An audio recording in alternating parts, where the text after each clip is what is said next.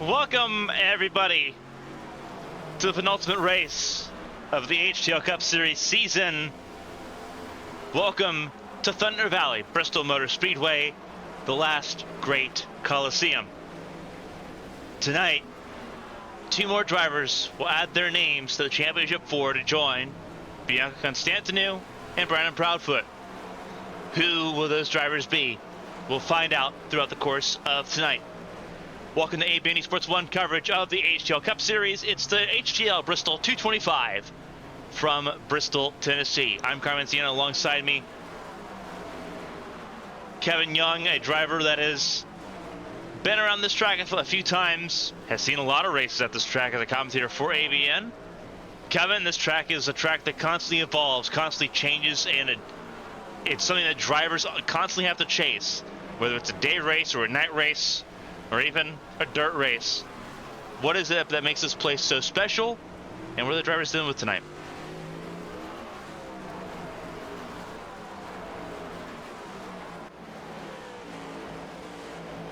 Looks like there's a little bit of a technical issue there. We'll wait for Kevin to rejoin us there real quick. Have to get that resolved. We apologize on that. We'll grab this feedback here in just a second, though, because he's got a little bit more experience around this track than I do going into this event. Obviously a very important night tonight. 27 cars currently ready to go for tonight. 24 set lap times. 3 still waiting to set a lap time here. Josh Susie, top of the board of those that have set a lap time, and that's very important. Susie's not locked in to the Championship 4. In fact, I believe going into this, he is not in the Championship 4 at all. Looking at the point standings here real quick. Pulling them up on my end. Following Bristol. Obviously, Proudfoot won last week at Kentucky. Bianca won at Watkins Glen. Shad enters third place in points. Shad Swatsworth, and it's Eli Sasek. Susie sits outside the cut line by a mere 4 points. That's how close the cut line is. Swatsworth's only safe by 10. So it's a very tight championship fight just to get into the Championship 4 next week at Fontana. Chad Swatsworth clear by 10, but a single stage could change and completely wipe that out. Sasek safe by 4. Susie not safe. He's out by 4. Lilac Zero out by 13. Josh Arnold out by 14. It is this is the closest the elimination, the cutoff to the Championship 4 has been ever in HTL competition. Obviously, 5 drivers fighting for a spot. Only 2 get to move themselves on and join Constantinou and Proudfoot in that range. So who's it going to be? That is the magical question that we get to ask ourselves here tonight. Here's Byron Jones. He is the fastest car currently on the track at the moment. He's only 7th fastest. It's Susie, Tommy Reynolds, Lily Peltier Sharp, Eli Sasek, then Shad Swatsworth, Caitlin Height, with Jones and Wygant. Teammates in the Truck Series. We'll see them again tomorrow night. Also teammates here tonight for Coast to Coast Racing. Matthew Boone in 9th fastest. Josh Arnold, we talked about him. He's currently the odd one out. He is 14 points away from the cut line. He's in 10th. And that is a very, very important number to look at. Hunter Peach, Joe Rodriguez, DJ Trout, Brandon Proudfoot, top 14. Zach Meredith, 15th. Then it's Withers, Flores, Gaiman, Denny, Moutre, Donaldson, Zier, Apperson, and at Height, the 24 that has let lap times so far. Stina Thompson, William Britton, and Caleb Carter have yet to set lap times in this session. Chad Swatsworth on track now. It is a constant roulette of who's going to be on track and who isn't. Swatsworth has run the most laps of anybody in practice so far. Swatsworth on lap 202. This race is 225 laps. As you can tell, Swatsworth still fighting to try to find comfort in the number 18 car. So is Pacey Wygant, who is struggling in this 7th gen Cup car. There's Matthew Boone, 9th fastest for the former series champion.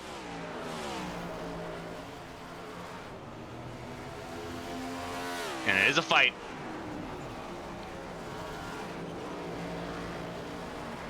Everyone's struggling mightily. Everyone's searching for grab. Everyone's searching for real estate around this half-mile oval. Very unique in its characteristics. The only concrete track HTL's come to in 2024 in Season 4. HTL does not visit any other concrete tracks like Martinsville or Dover. So Bristol's rarefied air in the HTL calendar. Swatsworth practicing pit entry here. A little further down in the times. Not that we were expecting this, but also not that it matters so much for Proudfoot now. He's able to really coast through Bristol tonight, having won at Kentucky last week. Proudfoot only 14th fastest at the moment. It is not normal that we see Proudfoot this far down the order.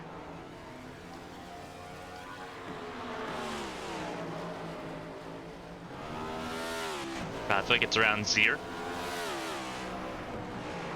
Important night for Lilac Zier. If she can get to Fontana and be in the championship 4, she's got a chance.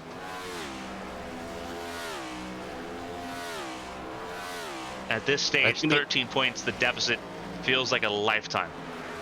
Yeah, it's going to be a hard hill to climb. It's going to be a hard task to make. 13 points can mean a lot of things. And considering last week we saw, for instance, a couple drivers suffer problems early, there's that point where you got to dig yourself out of a hole, and 13 points can be a difference between a good night and a bad night. So it's not going to be an easy path for Zier to climb herself out of, but if anyone could do it, I'm not betting against Zier. Absolutely not. Obviously, in some rarefied air here, a couple of drivers that we've not seen for a little bit. Lily Peltier Sharp sitting third fastest at the moment.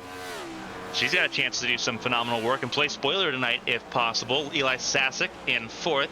Tommy Reynolds in second place at the moment in the timesheets. His first race back in several races. We'll see what he can do. Josh Susigan leads the way in the times as more and more drivers come in. We're now 28 with the addition of Bobby Blowers to the mix. But a lot of laps being logged here. You're kind of needed around this track. It's a short track per se, but unlike other tracks where you can be full throttle, lift off, this is a lot of braking, lifting, running your line, and holding it. And this is kind of the last reprieve you get, because once you're in the race, you're going to be side by side or on the edge for all the laps you're going to be around here. So it's going to be not an easy path. It's not going to be an easy road. So take this kind of, even though this is good practice, this is going to be the last breath of fresh air you're going to get before 225 laps around the last Great Coliseum. Blowers quickly putting his laps in, running the scalloped number 10 that we saw last week at Kentucky.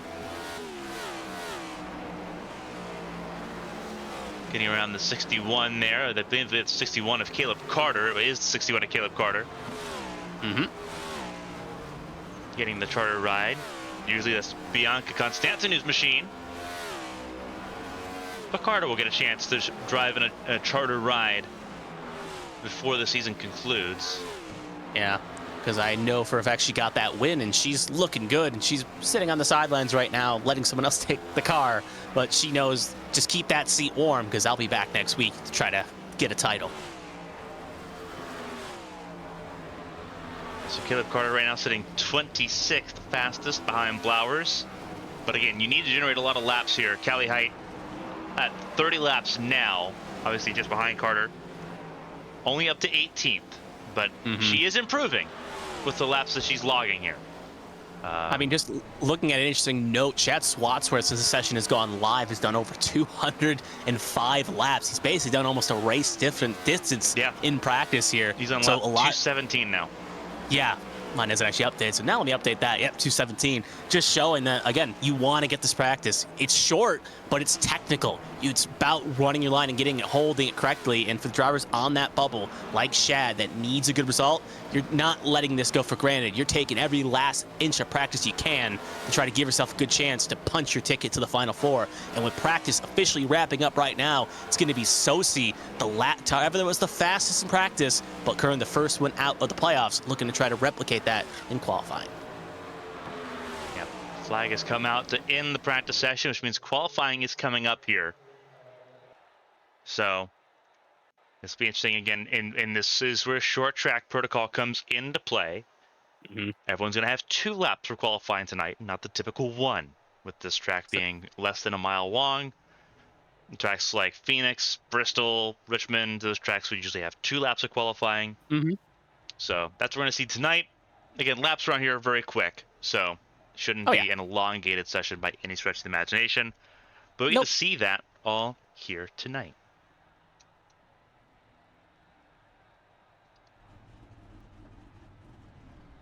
And as we wait for this to go on, a thought that kind of popped in my head is our Brandon Proudfoot, we're kind of keeping an eye on him during the practice session when we were watching him go around.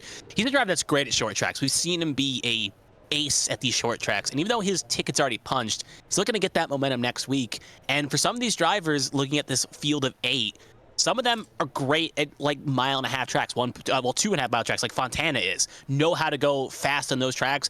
Maybe short tracks, not as strong. So for some, if you can get past this race here, get past the Great Coliseum, the wild card of this race, you may put yourself on easy street going into Fontana. Well, as easy as a championship Final Four in HTL can be. As we wait for qualifying to begin, as you note, the yellow flag in the air, which means qualifying is not currently active yet. We'll walk through a little bit of the qualifying order for tonight. Tommy Reynolds will be the first one to go into qualifying in that number 7 machine. It would have typically been Caleb Eichler, but instead it is the 7 of Tommy Reynolds. And I believe some more cars are rolling their way around here. Yep.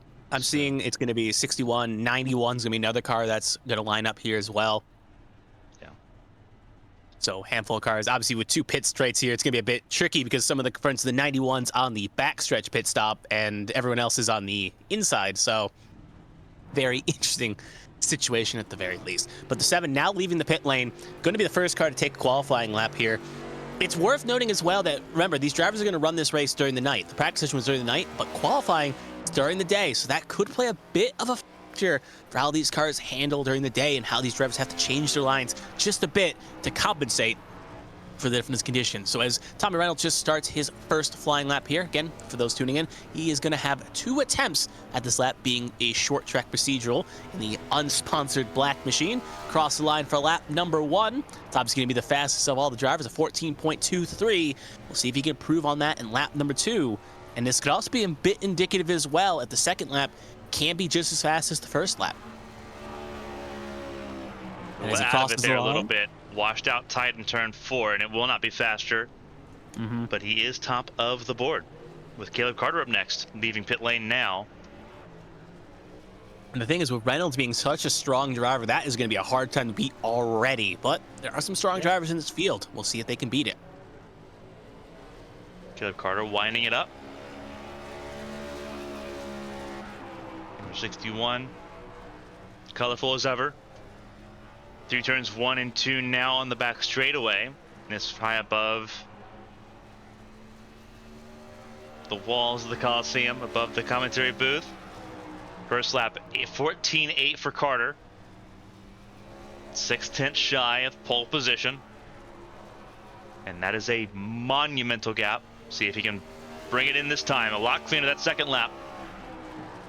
Yeah, a lot better that second lap. Looking at a 14.353 for Caleb Carter. Closed it into about a 10th. And he's thankful that the short tracks have 2 laps instead of 1, because that allowed Caleb the opportunity to put himself a lot higher up in the field instead of maybe starting further back. So moving on nicely now to the 11 car of Caitlin Height. I was running that green machine. We saw her run last week. Similar almost everything here. We'll see what she can do now. Again, running high to that wall here. It's an interesting situation because if you travel back maybe 20 years, you're going to see a lot of drivers running that low groove for these corners, but drivers now, as these next-gen cars have kind of evolved, they want to run that middle kind of groove to a degree or try to find different lanes. There are options to put down good times.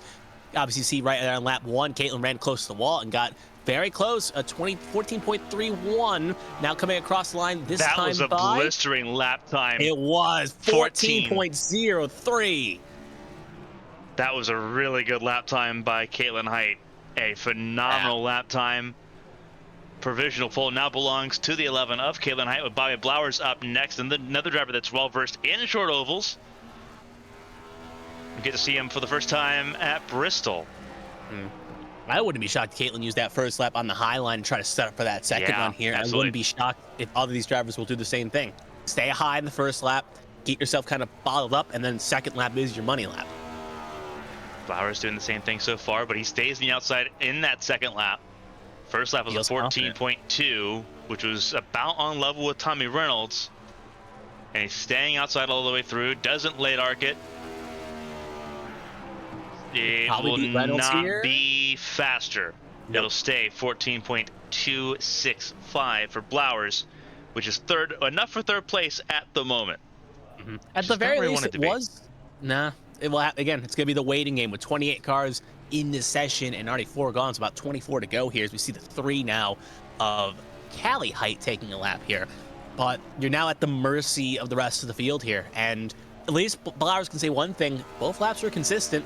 That's sometimes what drivers kind of lose between. That kind of sets a Saturday warrior to a Sunday warrior, is they're able to consistently put down times, and that will help Blowers when the main race occurs. The problem is, how deep will he be starting when the main race occurs? So as the 3 cross the line for the first lap here, it's going to be a 14.32, so just behind Bobby Blowers. We'll see if Callie can use the second lap to improve on her running. Right now it's looking okay here, running a little bit on the lower side here across the line. It's going to be not an improvement, 2 tenths slower, 14.34, so she will stay P4 right now at the moment. Josh Gaiman up next here, number 96.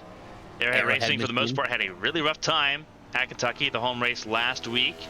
Looking to rebound with 3 drivers that are typically good at tracks like Bristol.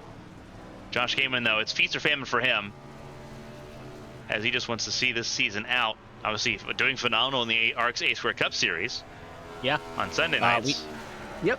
For instance, we can use an example here. If we kind of reference back to that series for a second, even though it was Dirt Bristol, did dominate Dirt Bristol and was very strong at the other Bristol race. So Barry knows how to get around this track quite strongly there. We'll see if that translates here. So same number, same paint scheme, same almost everything. And as the 96, well, picks up the number across the line, it's going to be P2 for Josh Gaiman. Does improve on that second lap. 14.16 flights between Height and Reynolds, but right now on the front row. Moving on now to Lily Pelletier Sharp in the 13. We'll see what she can do here. Again, coming to start her first lap here. We'll see if she likes to run it low or take the first lap to be on the high side. It looks like she'll run the high groove here. Well, middle groove, actually. Now I'm going to run really close to that wall, so feels adventurous in that middle groove here. Now going to run a little bit closer to the wall there. Now we'll see as this first lap concludes here. Will she buckle down low or stay where she is? First lap in the books. It's going to be 5th fastest with a 14.28. And as laps fall by quick, we'll see if she improves on this second run. 14.277, Pelletier Sharp across the line, a little bit loose there. It improves, separates the teammates at the front of the field. Pelletier Sharp puts that 13 car in P2 provisionally.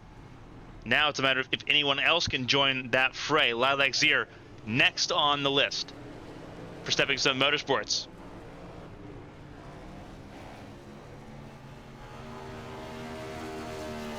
First lap in the books for the Fit Machine of Zier. Actually, setting up my mistake. This is the warp lap. My mistake. Good old STK and their little timing glitches. So now Zier going to come around to finish her first lap here. It's going to have to be a monster lap here. She needs to start up towards the front. And she crosses the line. That's a really good first lap. It was. Nice. It's trending in the right direction here. 14.20.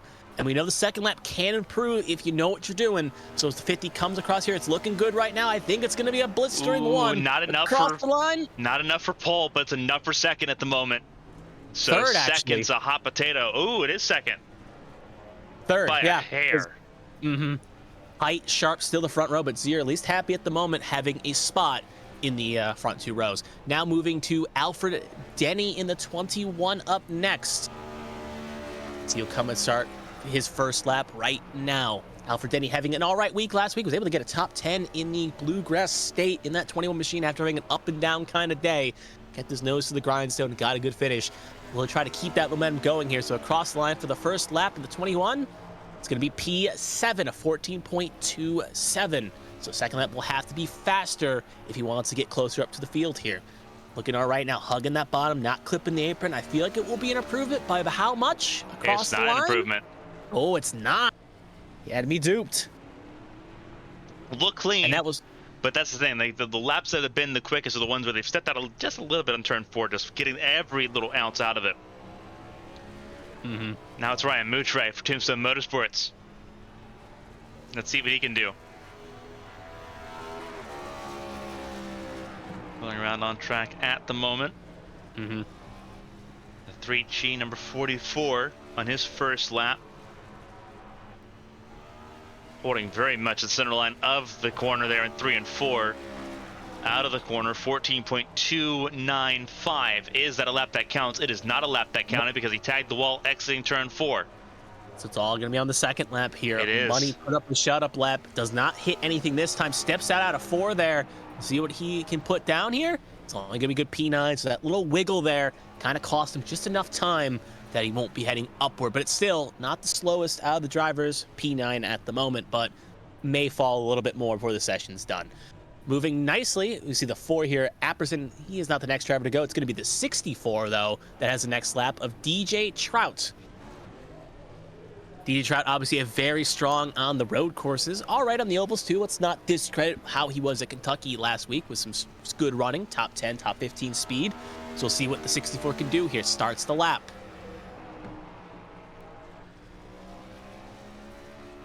Gonna have to keep the foot to the grindstone here. Again, looks like they are going to kind of run that middle-low groove here. Going to try to not venture up to the high side for the first lap here. Cross the line. It's going to be P5, trending in the right direction right now. Slots between Reynolds and Gaiman, only a 10th off Josh Gaiman. So looking good, maybe to improve here on the second run. Comes off in 3 and 4 in the Beats Bang Energy Machine. Cross the line. P4 will actually now jump Gaiman and will tie Zier on time. But the tie goes to the driver that set it first, and that will be Lilac Zier. So DJ Trout, P4. Zach Meredith up next. On track in the 17 machine.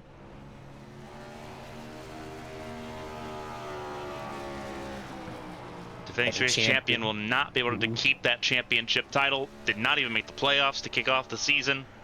Yep. And at insult to injury, not even the fastest of the drivers that didn't even make the playoffs right now in the standings. So just kind of letting this hangover be official and kind of get ready for next season. Cross line P7 for the 17. We'll see if he can go any faster on lap number 2, just behind the 7 of Tommy Reynolds. So can the 17 jump the 7 as it comes off at 3 and 4? Cross the line. And it's going to be just a 10th quicker, but it's going to be just enough to jump Tommy Reynolds in P7. So now the 6th will be Meredith, and the 7th will be now Tommy Reynolds in position. So now moving on to the 99 car next of Elias Flores, running that Ascent machine as well. Obviously, A's dribbling for Ascent Racing. So across the line here as well. Going to start the flying lap right now. Going to try to come complete lap number 1. We know that team has some speed around these short tracks. We know Eli Sasek has some speed along with a lot of the other machinery, so we'll see if that trickles down to teammates. Cross the line for lap number 1. It's going to be P8. Again, a lot of drivers in that bubble right there. You got Reynolds, Meredith, Flowers, Denny, Height, all in that kind of blanking out words, but as the 99 crosses the line right there, it will not be improved on a lap number 2, so they will stay P number 8.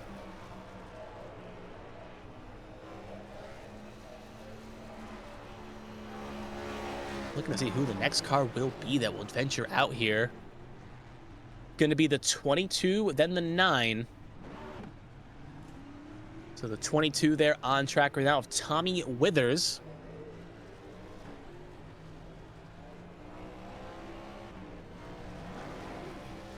After this had a wild week. Yeah. Was top 10 in the ABN Champ Car race last Wednesday at Texas. Followed that up with a pretty decent result in the ARC's Saturday Night Showdown event on Saturday at Rockingham. I mean, he went a lot farther than I did in that Champ Car race. I can say that at the very least. But as Withers crossed the line for lap number 1, not going to be the quickest, though. P14 for the 22. Usually seeing him in a 23 in A-squared competition. But as they come around here for lap number 2 here, tags the wall. That will not be a Sven Valid and second that was going to be a really good lap, too. Yeah, he was pushed. He knew it. He was on the limit trying to get that time, and he flew a bit too close to sun like Icarus, and the paper wings ended up falling down to ash. But anyway, now moving on to the 9, another playoff driver here, Eli Sasek. Currently last driver in at the moment, 4 points above the line. Needs to get a good run here if he wants to compete for a championship next week's time.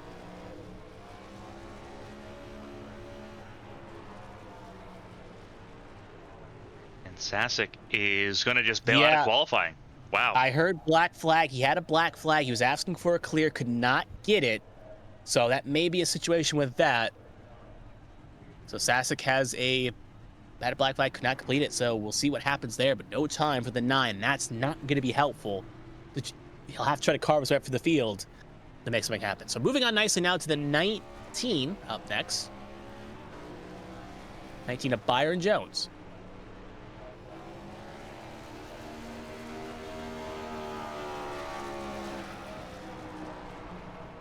Byron Jones also pretty strong at the short tracks as well. We've seen him quite punchy at these tracks here, so he knows how to kind of rip and ride it, especially in a truck. See if that connects well to a Cup car, next-gen car. Cross the line for lap number 1, P7, tied with Zachary Meredith. Gonna have to find a little more time to tap the wall right there. Yep. That's not going to be a chance for improvement there. P7 will be as high as a 19 will fly. But it's interesting because these drivers can find the speed, but they're pushing hard here, and they're going for it. But again, you got to be on that edge if you want pole position, and track position is important around here. But the risk is if you fly, again, get too close to that wall, you could throw away a lap or a best lap, just trying to improve a few tenths here. Now moving on to the 28 of Matthew Boone. Had a good top 5 car running for most of last week in Kentucky. And that monster machine obviously not got a win yet this season. Looking to try to get that monkey off the back, metaphorically speaking, to try to get a win here in the column for this season concludes. Lap number 1 in the book for the 28 machine. And it's only going to be good enough for P12, just behind Alfred Denny and just ahead of the 3 of height. Gonna have to improve, though, from a 14.28. Again, got to make up at least 2 tenths. And that's not going to be it either. There. Nope. Third straight driver to really hit that wall. Obviously, different spots for Withers, Boone, and Jones, but shows it pushing hard. Zach Apperson up next.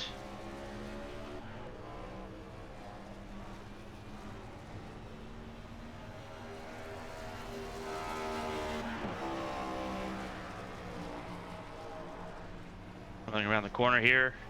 Let's see what he does on his first lap for Tombstone Motorsports. Around the corner. Tidy lap. 14.3 puts him near the bottom of the order in 16th.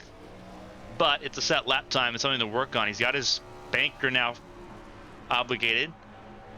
Can he improve? Can he get into the 14.2s? No, just slightly off. No, he does get it. Just barely. 14.287 for Zach Apperson. So he does get in. Yair Rodriguez up next in the 10 for Sienna Thompson.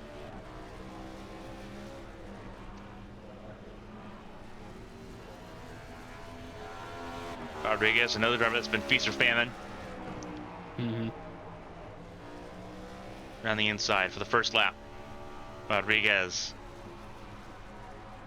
Obviously, the aim on this first lap, try to get into the 14.2s if you can. That'll set you up well.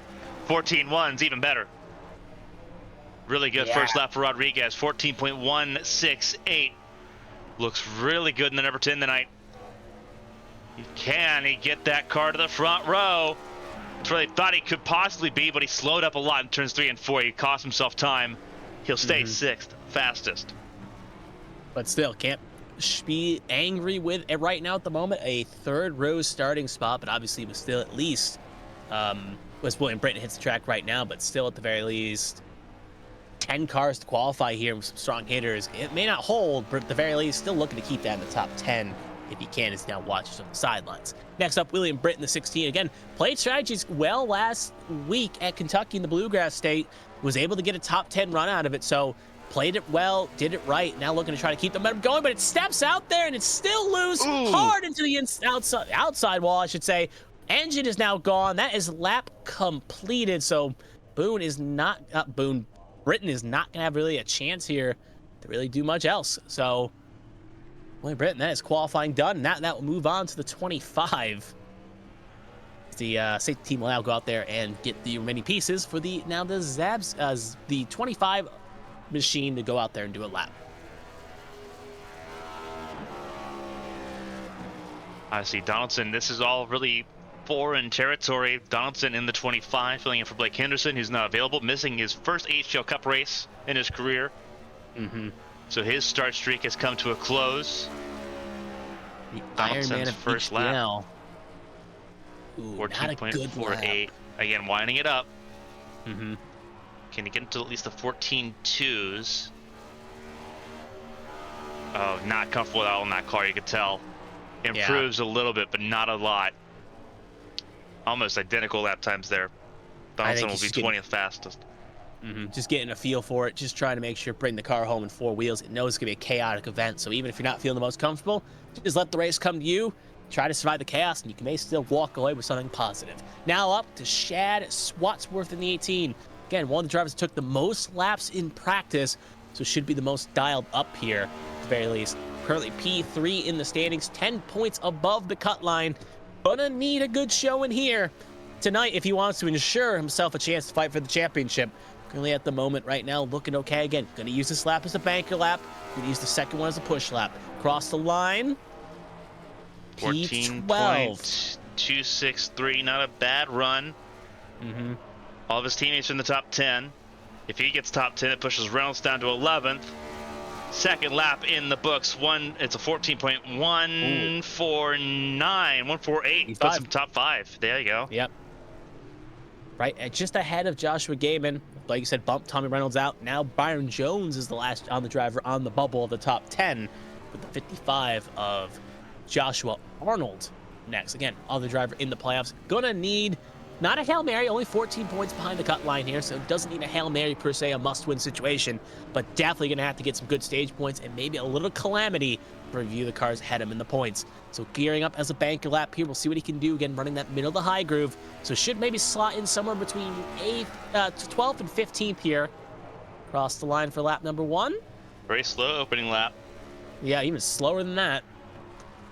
22nd at the moment. Gonna have to really hustle it around here. Yeah. Find that extra time here. Looking a little faster. Cross the line. 14.207.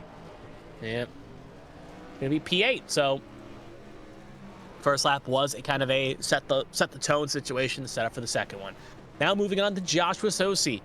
Currently first driver on the outside looking inside the top 4 for the final 4, I should say.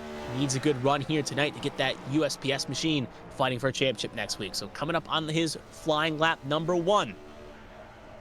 Looking good so far, really keeping that middle to high groove, really fluctuating that wall. We saw Caitlin Height do that, and it led to success. First lap in the book, going to be P14. So in that kind of bubble, along with Denny, Blowers, Flores. Yeah, I think he tied that wall. I think he tied. I think this lap's done.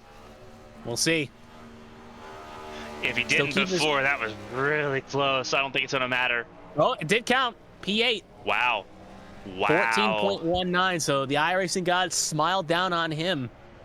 Whether he tagged it or didn't, it was close, but he will avoid it. So now moving on to the 24, Pacey Wygant.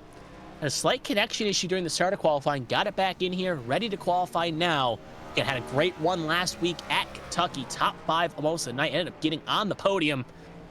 We'll see what he can do here as well. Really kicking, kicking tail in the truck series. Looking to keep this momentum going here in Bristol. Lap 1 coming in the books. It's going to be P24, a ways away, a 14.62. That is going to have to be a big task, a big lunge to try to get inside that top 5. Well, anyone can do it. Looked Pacey a lot can. quicker this time. Oh, nope. And that was quicker. 14 point nothing. There's a 14.0 on the timing screen, but because he lost control of the car and tagged the wall, it will not count. So he will be at the last position at the moment as things stand. Brendan Proudfoot rolling now, the winner from our race last week. Gotta respect, he was flat out there. Again, it's the concern of using your first lap as kind of a setup lap, is if you mess up the second lap, you kind of make that mistake. So at the first lap, again, if Wygent went just a little faster on that first lap, try to set up instead of setting it for the second lap, you'd be maybe a little higher up. But again, Wygent likes the challenge. So as Proudfoot starts his lap here, going to complete his first lap here for last week's race win. Again, not really needing a sweat tonight. Already got the win, already in the final four. Cross the line for lap number 1. It's going to be a 14.88. So really going to try to set up for the second lap here. Really going to have to fly. And he's not been very comfortable so far, looking just at the pace of that car, but it's enough right now to get him in the 14.1s. That puts him top 5. Yep. That will bump William Britton outside the top 10. Now Josh Arnold stands in the top 10 bubble. With, look at the rest of the field here. Obviously, Eli Sasek looks like will not get another chance to go here. He will not. Gibney did just join, so we'll see if they allow Gibney maybe a chance to throw out a lap here. They will not. So that was how qualifying will end. Caitlin Height and Lily Pelletier-Sharp will lock up the front row. Eli Sasek going to have to try to come and crawl his way from the back here. See how it plays out here.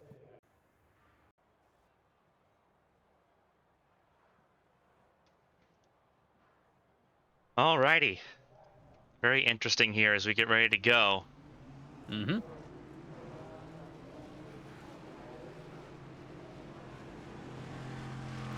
Warm-up now underway. So let's walk in and kind of show you what the starting grid's going to end up looking like here tonight. Actually, it won't show us yet. Darn. Have to wait until the actual warm-up session ends. I was going to try to jump-start the run here, but it only works with the overlay we use for Champ Car, unfortunately. So close. You see already a busy track. Cars, you'll see, I'll be practicing a lot of pit entry and pit exit here, just looking at some of the scenic cams we got going on here.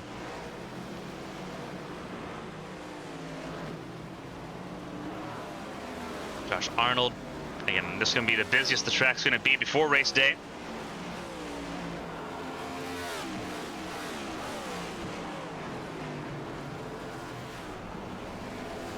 As you can tell, the track's already gotten a lot darker from qualifying.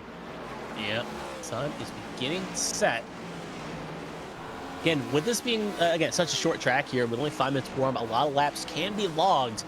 But again, with this being a dual-use pit lane, you got to pay attention to where you're coming out of your box right now, because qualifying signifies what side you'll be on. So, for instance, Eli Sass is going to be on the back stretch pit side, while drivers that qualify towards the front, like Loa Pelletier-Sharp and Caitlin Height, will have front row pit road stops. So you got to kind of pay attention as you come out here, know what side you're on, because if you get a green flag run where pit stops kind of start, you have to know what side you're pitting on, or else you could be in a world for hurt if you make a mistake.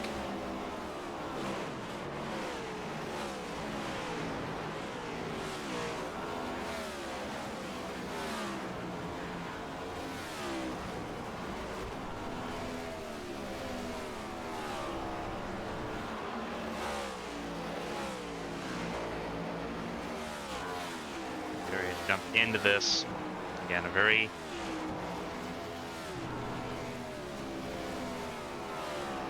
quick run around this track. Under 15 seconds a lap. That is 4 laps a minute. Yeah. 2 stages in this race. So everyone does have a couple of breaks here that are planned. Lap 50 and laps 125. Are where the stage breaks are for tonight's event.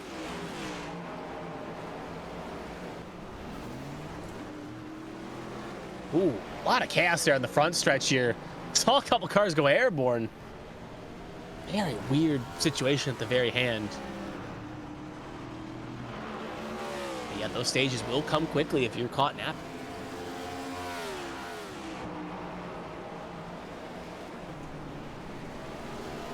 About a minute 45 left in the session here. Swats with tags to the wall, trying to get around Moutre. And this will be a very busy race. This could be a very chaotic, a very physical race, to say the least. Yeah. You got to be physical on these short tracks. If you kind of lay over and let the drivers kind of bully you around, you reap what you sow. So you got to be kind of willing to kind of put the foot down. Obviously, you don't want to wreck someone. You don't want to make the problem worse, but you got to be willing at the very least and not be bullied, especially around these short tracks.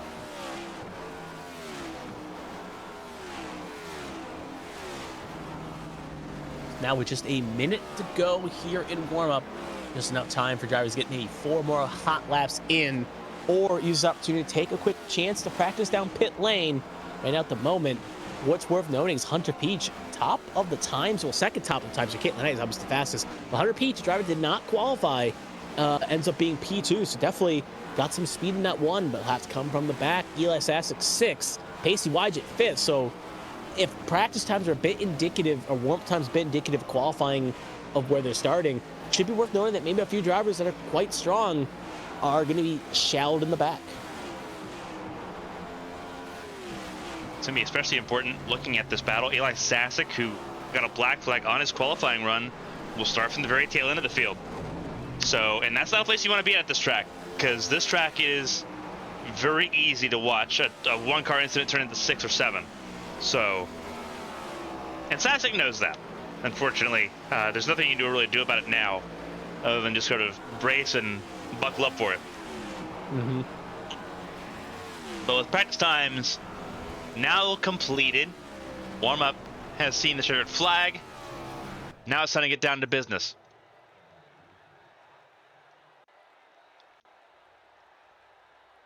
So now we'll get into the starting grid. Caitlin Height, Lily Pelletier, Sharp, front of the field. This is going to be a very interesting front row. No love lost between these two drivers. They've been physical before, so hopefully things go a little bit smoother this time around. The penultimate race of the season. Row 2, Lilac Zier and DJ Trout. Very good row there. Trout just filling in for Premier Racing Club before next season begins in full. Lilac Zier currently out, but not out by much. 13 points, very easy to gain, especially with 2 stages on hand. She's in a really good spot to try to score some points, at least in the first stage. We'll see what happens as this race progresses. Row 3, Brandon Proudfoot, last week's race winner. He gets to cruise through this race, but momentum's very important. Don't want to let this race carry into the next event. Alongside him, Chad Swatsworth, who enters this race positive by 10 in the Championship 4. He'd like to stay that way. Row 4, Josh Gaiman and Yair Rodriguez, neither of them in the playoffs. Both of them would love a chance to play spoiler if they can. The top 10 is rounded out by Josh Susi, who is just out of the playoffs by 4 points. Josh Arnold out by 14. Again, tightest elimination cutoff round we've seen in HTL history. And both those drivers know that only 2 make it through, and right now they're both on the outside looking in. Looking further down the order here, row 6.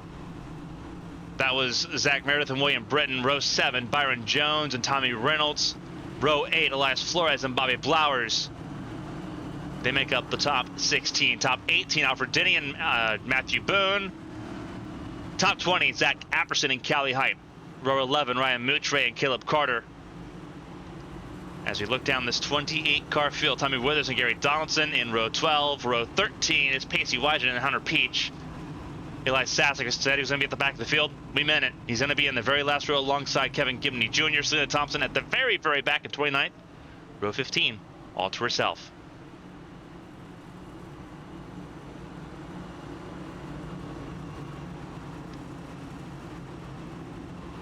We are a formation lap away from the green flag here in Bristol. Caitlin Height, pole sitter in this race. Can she win tonight?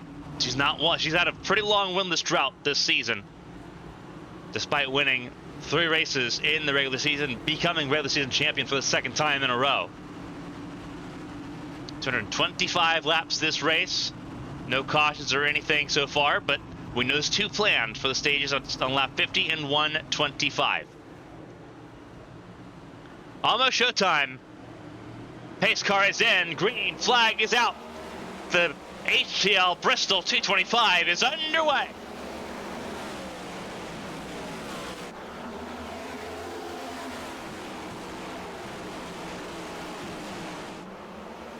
And Peltier Sharp takes the early lead. Kalen Height running the bottom lane. And it's a marathon, not a sprint, especially up near the front here. Looks like Apperson slow in the back here. Looks like they've got a little contact with someone, at the very least. But right now, it's still Sharp in Height, 1-2 at the moment. But again, marathon, not a sprint. If you're someone up further back, you kind of have to get close before that stage break occurs. But if you're Sharp, Height, Trout, Zier, Proudfoot, just kind of ride and let ride right now. No reason to force it, no reason to make a mistake, and the yellow flag is out. Looks like it's a big conga out of the front, 91 involved. Rest scurrying away. Oh, big lick there for the 3. So a few good cars there getting some lick there. Actually, it was the 1 of Hunter Peach. Yeah, so Hunter Peach had a fast car and looks bad. So Caleb Carter involved, Hunter Peach involved. Take a look, see who else may or may not been involved.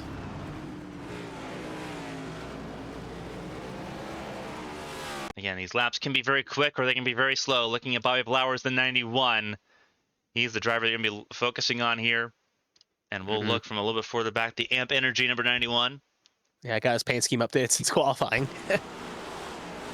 So, does he just get loose? That is the interesting question. Or does he get help from Tommy Reynolds, potentially? Look right now at the moment, he's clear at the 7, but... Oh, he steps out loose. You can see him snapping loose there on the bottom of turns 3 and 4. Yeah, this point Reynolds he's now doesn't even sideways. touch him. Yeah. The person that touches him, that's Matthew Boone. At this point now, it's becoming a track blocker. And see cars trying to scramble. There's Hunter Peach, 25 trying to get through. And Peach, no, he makes it through, but now the car's upsettled. Yeah. And Callie Hyde does get a piece of it, but it's Peach that has the wild lick. Yeah, big lick. It's also Apperson, who was very slow on that initial start. I think actually Apperson may have got some help from someone, maybe, but irregardless, he'll kind of get a bailout here and maybe actually avoid the chaos here and get caught back up. So back to live action here, first caution of the night. Obviously the 13 is Sharp, currently still leading the way. She's led every lap so far tonight. Looks like not many cars electing to come in. Handful obviously coming into their evolving incident to fix up their cars. Blowers and Peach both in. Rest will soldier on. Remember, no fast repairs in this series, so these drivers will not have a bailout if there's an accident or a moment of incident of pain, I should say. Both will have to come in and get them fixed up. So Hunter Peach's car that looks pretty torn up, let's try to get that fixed up and taped up the best he can and just try to soldier on. Same thing with Bobby Blowers. Yeah, Peach's incident unfortunately ended up being the worst one of that. Blowers, you can sort of just hammer that out and be on your way. That's what he's done. Peach, though, already a lap down. He is the only car a lap down, so if a caution comes up that he's not in, he's back in it. But not where you want to be to kick off this race. 1 lap till green. Side by side we go once again. It's Peltier, Sharp, Height, Zier, Trout, Swatsworth, Proudfoot, Rodriguez, Gaiman, Susie, and Jones, your top 10. As we get ready to go for the first restart of the night. Outside lanes where they want to be. Peltier, Sharp's got it, and a really good launch sees us get back underway.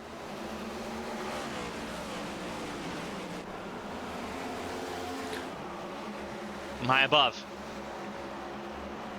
See where everyone's running. Swatsworth up to the 4th position, but it is a hornet's nest the further down you look.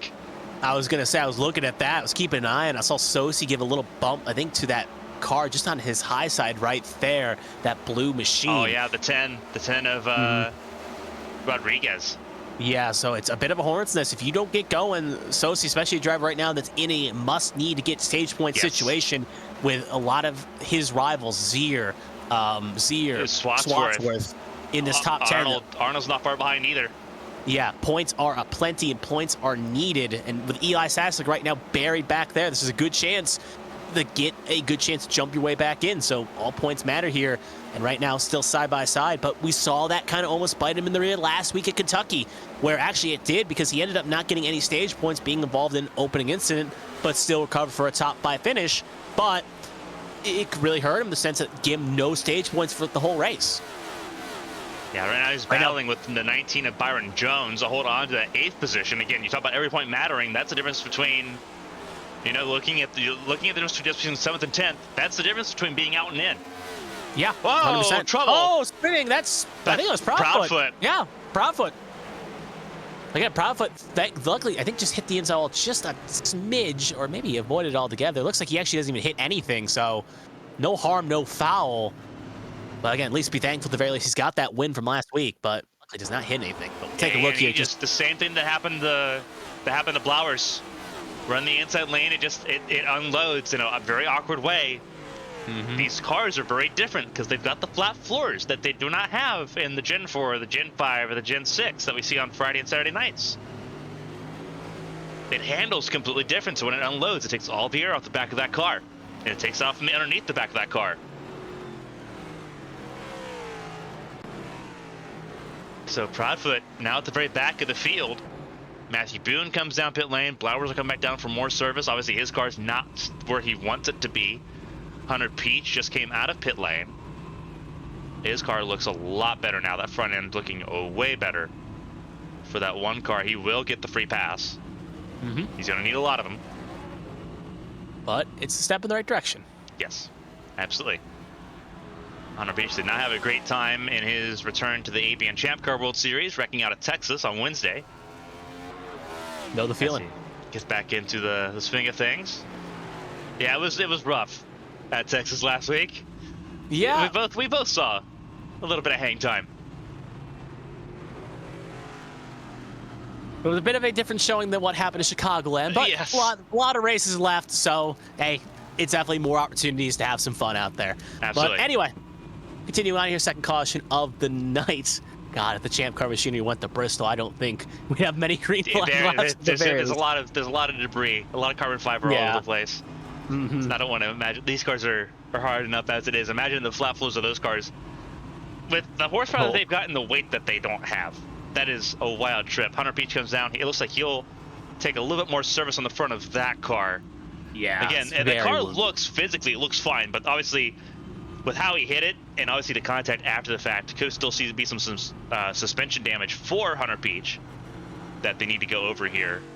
But he's at least serviceable enough to get some repairs done. No tire change on that, doesn't look like. Yeah, don't want to burn a set for how few laps you did, so yeah. Just get it nice and fixed up here. Peltier Sharp stays at the front of the field. Not often we see the 13 car at the front of the field, let alone for this long. So, obviously punching a little bit above her weight class going into this event. This is a very important showing for Peltier Sharp, though. Looking like she'll be a free agent at the end of the season. Where does she go? Does a team pick her up? It's going to be a very interesting, silly season going into this with so much set to change. Peltier Sharp will be on the outside lane once again. That's her favorite line. The thing is, getting a win can always change those blues. If you go to a team, you're like, hey, I got a win, that can always open more doors than, hey, I only got a top 10. So, well, you think about Peltier Sharp. Peltier Sharp made the playoffs and still got let go by Lady Liberty Motorsports. True. So it was a very rough time for Peltier Sharp just to get into the playoffs, and then obviously a quick round 1 exit. Now it's time to, with 2 races to go, really show that there is some improvement there for the 13 crew. And it's a very crowded top 10. Green flag back in the air, and away we go.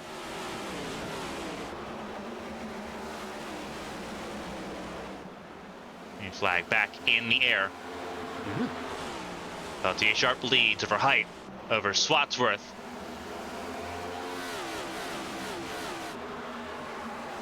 And kind of similar to all the previous restarts. First, the front row usually gets settled out, but after that, it becomes a bit of a hornet's nest. You can see for third right there, Swatsworth holding on.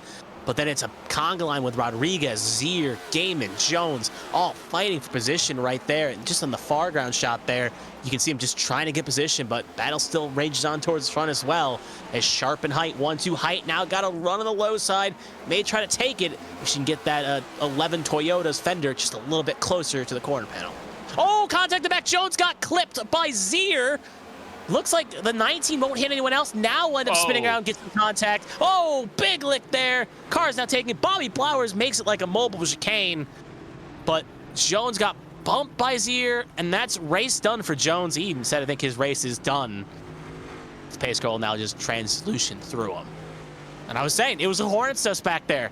It was chaotic, and eventually that bubble was going to burst. Take a look at it again. You can already see the aftermath here.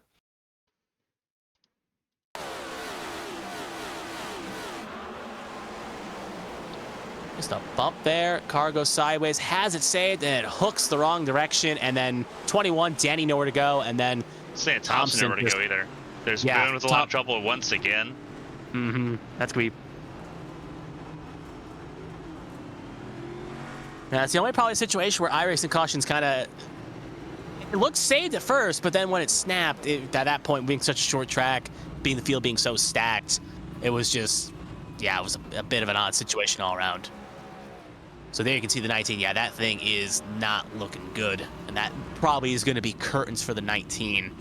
We'll see if the other cars got fixed up. No major drivers were affected via playoff contention. though. Zier obviously got a piece at the start, but was not involved in the calamity that was that. Obviously, you can see on pit lane, there's Jones, Thompson, Zier all in. Eli Sasek sitting in the pit box, though, for service here as well. Looks like it's scheduled to stop for the 9, though.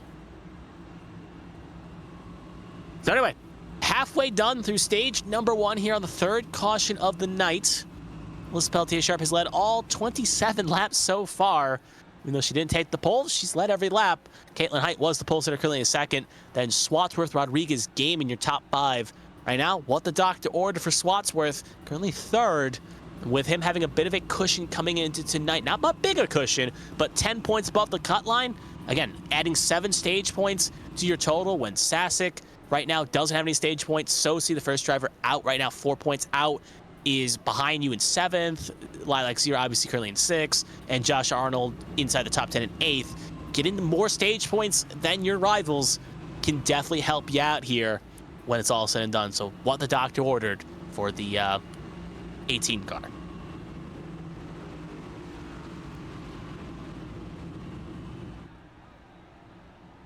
Should get the 1 to go this time by. Again, a few more cars electing to come back in again. Bobby Blowers, Thompson, Boone, Denny, Jones all on pit lane. It's obviously extended repairs for Jones and Denny. Boone looks like he got at least fixed up along with Selena Thompson. They'll get those machines out there, but definitely wounded to say the very least.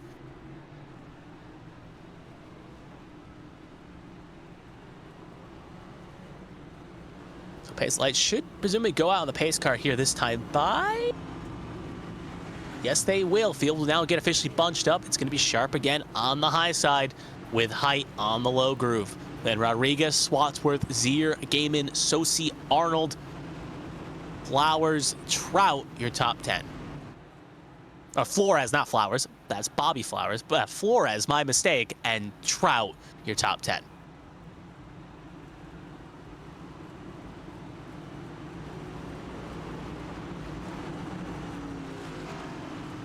Getting ready for another restart here. Pelletier-Sharp once again holding that outside line. It's been pretty solid so far tonight. Green flag back in the air. Really good start by Sharp. Not a great restart by Height that time. Yeah, first real opportunity. She's going to be under pressure from someone on a restart here with the 10 hanging the outside. And I think the 10 could get a clear here. And the 10 will. Now I think the 10's feeling a bit courageous here. Going to try to make it a 2-for-1 special. Try to get around the 13. The 13 will cover off the 11. The 10, though, now kind of in a box here. They're going to try to split the 13 2-on-1. They're almost 3 wide. They are, I think, 3 wide for a second. But think better of it. Now the 11 going to have the low groove, and the 10 going to have to try to get geared back up here and try something different as they almost collide there for a second.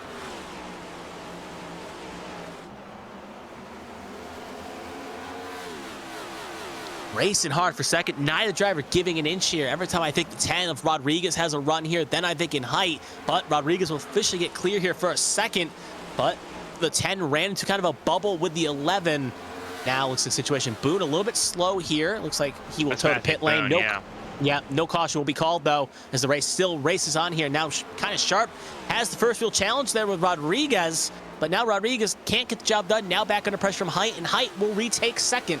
So Sharp holding off all challengers, while in second position, it's kind of ever flow and changing, but it looks like Height will survive the challenge, keep second, and now Rodriguez under pressure from Zier in fourth. More importantly, Zier, highest of the playoff drivers at the moment, currently in fourth, able to get around Swatsworth, who's now down to fifth.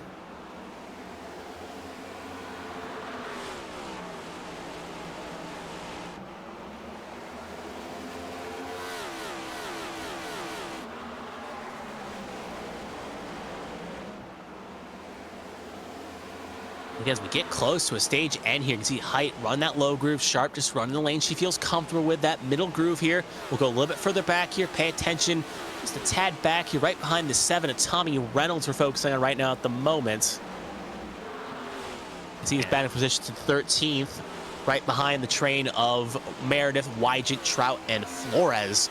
So currently that's your top 10. Flores top 10 now in Trout, 9th and 10th respectively, as drivers try to get around Flores here to get inside the top 10. Wygant now, again, good drive there by Wygant. Whoever started in the back after that qualifying crash has gotten that 24 up to the top 10. Yeah, he's done an outstanding job so far. Flores, nowhere he can go. He's just falling backwards here on the inside lane, not where you want to be. And obviously the stage is not so much about the short run, or about the long run pace, it's about the short run pace that you've got. Two cars have really waltzed away here. Going into this, it's Peltier, Sharp, and Hyatt at the front of the field.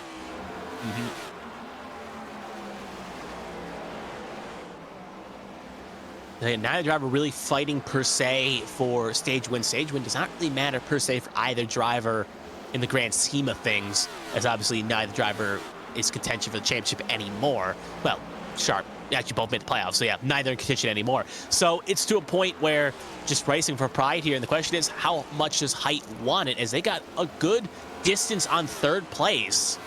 So does Height go all out here? Knowing how much they don't like each other, yeah, it could get ugly quickly.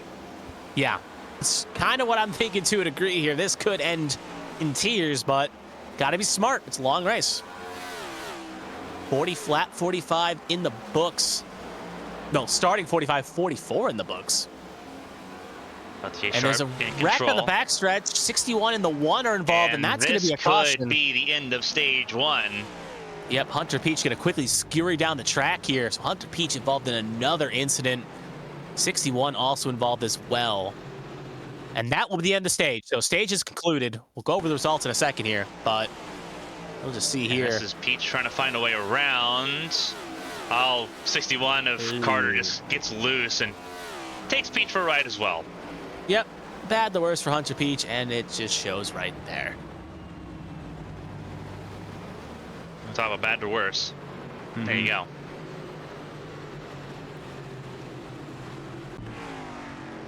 So as we come back to live action again, as was reiterated, the stage is now complete. So as they finish, we see the pit stops. We'll go over who finished where. Sharp ends up winning the stage. Caitlin Height will get second. Rodriguez in the 10 will get third. Lilac Zero will be the highest of the playoff drivers. She will get fourth. Chad Swatsworth fifth. Josh Gaiman sixth. Joshua Sosi seventh. Josh Arnold eighth. Pacey Wygant ninth. And Tommy Reynolds will get the last of the spots, 10th. And that's how the top 10 will be at the end of stage number 1. Most importantly, Lilac Zier, the highest of the drivers that got stage points. And with her being in a spot where she needed points and currently being 13 back, that's helpful. With Eli Sasser scoring 0 points, getting more points than Josh Sosi, it makes a dent, but she's going to have to put more points together and try to at least leapfrog one more driver, whether it be Sosi or Sotsworth. But step in the right direction.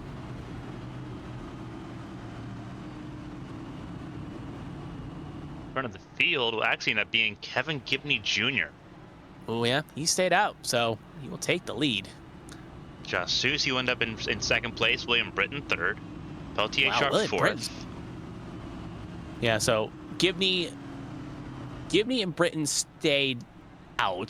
Sosi came in but took 2 tires. Sharp, Rodriguez, Height all took 4. Looks like Caitlin Height actually got a little bit of damage repair with a 16-second stop.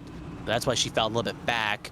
Other world knows Brandon Proudfoot came in, took 2 tires as well. So Odd Sosi got second when Britton stayed out, but I guess Britton was far enough back that Sosi gained spot. So odd around, but it's going to be Gibney and Sosi row 1 and Britton and Sharp row 2. And Sosi taking a gamble here. Feels like 2 tires in track position is more important than being 4 tires and in 7th or 8th. We're going to see. Going to be a longer stage going into this. Yep, going to go to 125. So already looking at doubles. 50 the first stage, 75 the second. So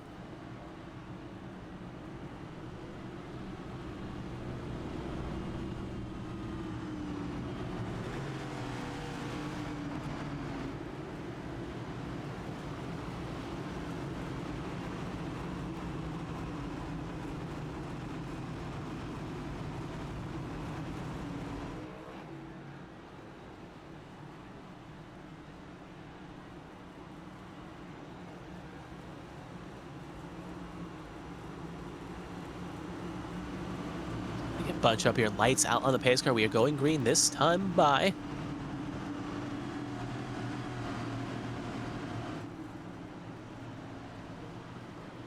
Pace car is in. Pace car.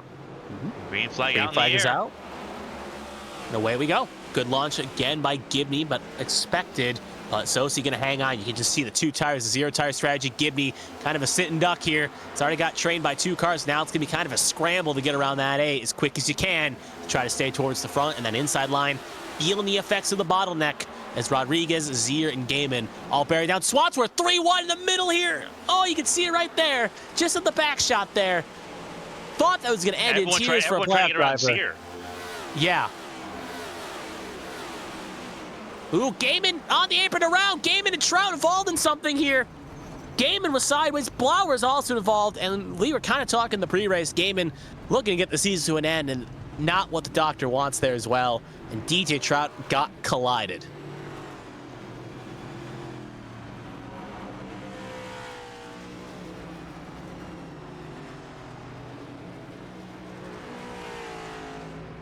So we'll take a look exactly what happened here, but you can see the effects on the deck leg on the rear there, already a bit bent. So take a look here again. You can see the kind of commotion we're talking about.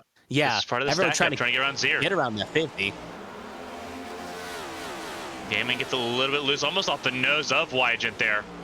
Yeah, Trout then gets a little piece there. Callie Height, Bobby Blowers, Ryan Moutre. You can see Boone gets around. A few drivers complained about not holding brakes here, so I wonder if anyone else may have got maybe tapped in the rear. But overall, though, could have been worse, but Blowers and Trout and Gaiman not happy with that. So we'll take one more look here on the replay. Looks like we're focusing on that yellow and blue machine. Wygent. And we'll go back here and kind of, we'll have to play actually back for a bit more than a lap because it gets rough immediately. Yeah, you can see. Yeah, you can see what I was talking about in a second here with Swatsworth just up the road there. As you'll see him take it 3 wide there. It's a scramble at this point. Cars trying to get around and make stuff happen here. Obviously, this is where the little checkup's going to happen with the 96. There, you see, get a little loose. And Wygent didn't touch him. Nope, Wygent had nothing to do with that. It's 96, similar to what we saw with Hunter Peach, similar to what we saw with Caleb Carter, similar to what we saw, well, a few other drivers, just got loose off of 4 and couldn't get it saved. Oh, and Chad's Proudfoot as well. Caleb Carter gives a little wall tap there. Obviously, he's coming around here. It's on the brakes. Doesn't really hit anything. So, just comes late to the party. There's Trout. Gets on the brakes as well. Trout just trying to get rolling because he's stuck. He's beached. Yeah. You see the on the 96. Yeah, can't say at the very least. That's usually what you see from these short track cars. It's hard to get through scot-free without at least a little damage somewhere. Handful cars taking this opportunity to come down pit lane and take some service. Obviously, some fixing damage like Blowers, but Apperson coming in as well. Tommy Withers not involved in the incident.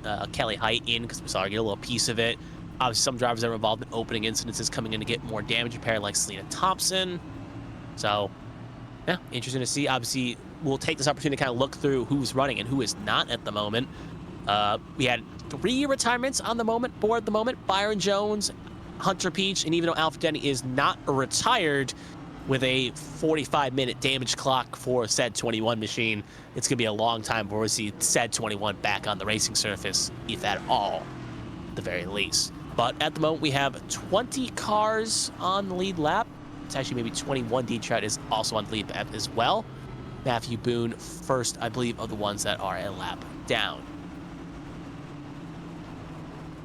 It's Susie, Sharp, Gibney, Kalen Height, Yair Rodriguez, Chad Swatsworth, Lilac Zier, Brandon Proudfoot, Pacey Wygant, and Josh Arnold, your top 10. With the pace car about to make the dip down into pit lane. Thought D Sharp in a really good spot once again, but it's on Susie's control. Yep. And he chose the inside lane. First time we've seen the leader choose the inside lane. He's got it. Sharp did not get going. Spun the wheels just a bit there. It's going to allow... Whoa! Oh, Gibney! Trying to make something happen here. Getting Gibney on older tires here. Stayed out under the... before the stage caution here. Trying to hang on here for the long stage. Height around. Rodriguez around. Gibney now falling down to 5th. Zieren's in the 6th position, Proudfoot 7th, Wygant 8th, Swatsworth and Arnold rounding out the top 10 at the moment. Still a long stage. Again, stage 2 ends on lap 125. Yeah, Zier goes to the inside of the 8 of Gibney, who tags the safe barrier. And there's Proudfoot in 31 with nowhere to go either. Yeah, Zier again. Proudfoot playing with house money here tonight, already through to the playoffs, can kind of just do what he needs to do. Zier, on the other hand, knowing that one of her main rivals, Sosi, is currently leading this race. As you can see, contact there, Zier's around. So that may play some implications. Don't think Zier got much damage, but gonna take her out to the top 10, and there Thompson piles into Gibney. And that will be the next caution. And I think Thompson's brakes may have failed, so... But anyway, Zier, luckily not major damage, but that's going to take her out of contention at the moment for getting any stage points. So we'll take a look at the replay again. You can see Gibney kind of feeling the effects of those no tires at the moment. Zier takes the inside here. And, well, it's going to be the next on the front stretch here. So you can see again. Yeah. Oh, Gibney got loose off of 4. Similar to Gaiman, similar to Proudfoot, similar to others. At that point, Zier was just an unwilling passenger, and then Thompson kind of flying in there.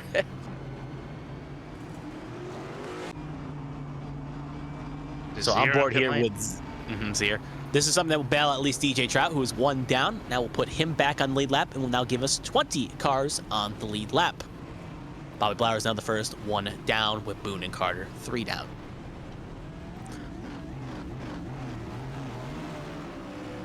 But kind of like I was saying before, Zier needed a good run, needed to get as many stage points as she can. And right now, she's going to have to come from the back to make something happen here. And with, again, still being a long stage, but within 60 to go here at the very least, will now be 60 to go. Plenty of time, but definitely going to feel a bit of the pressure in that 50 machine. But up front, Sosi, Sharp, Height, Rodriguez, Proudfoot, your top 5. Handful of cars coming in again here. Worth noting, Zachary Apperson in, DJ Trout coming in to fix a little bit of damage. Gibney obviously involved in the caution. Blowers having a wounded machine just trying to get fixed up. Carter, Thompson, Height all still in pit lane, fixing up their cars up respectively.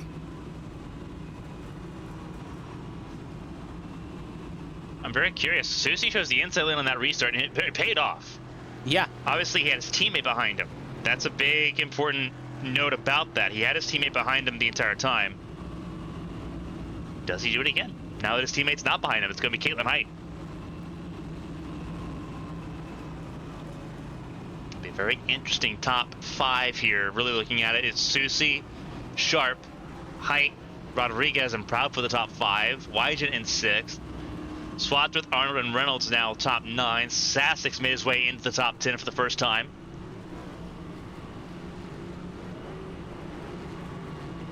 So, very possible that we see the entire Championship 4 lineup completely swap hands here.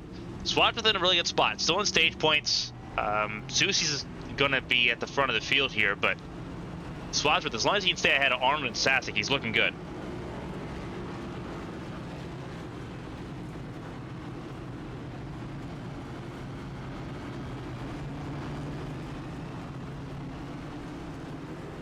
As we get ready to go.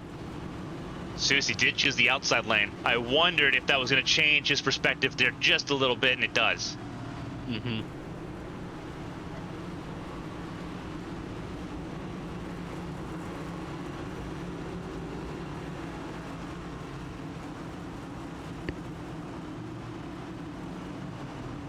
Here comes.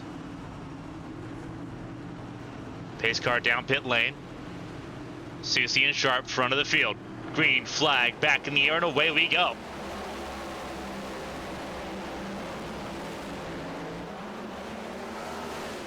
That is Carter leaving pit lane, staying out of the way. Not wanting to play a factor here.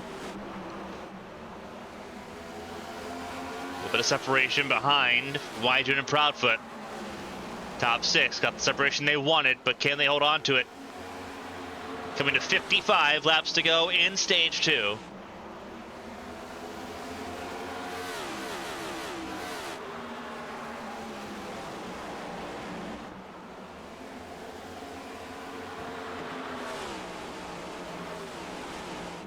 Rodriguez on it right now. Absolutely on it.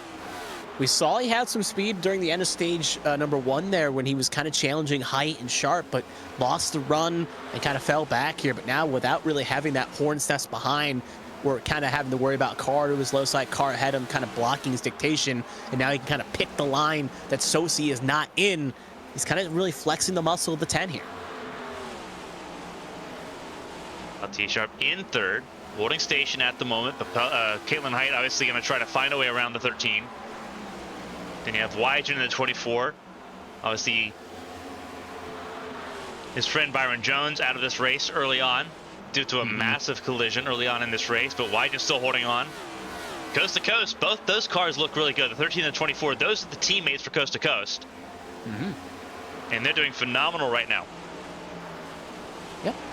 Sitting 3rd and 5th. Really good stuff so far from Coast to Coast. The Chevrolets in control. As laps begin to tick away here. We've obviously seen a lot of attrition in the first half of this race already. Halfway is lap 113.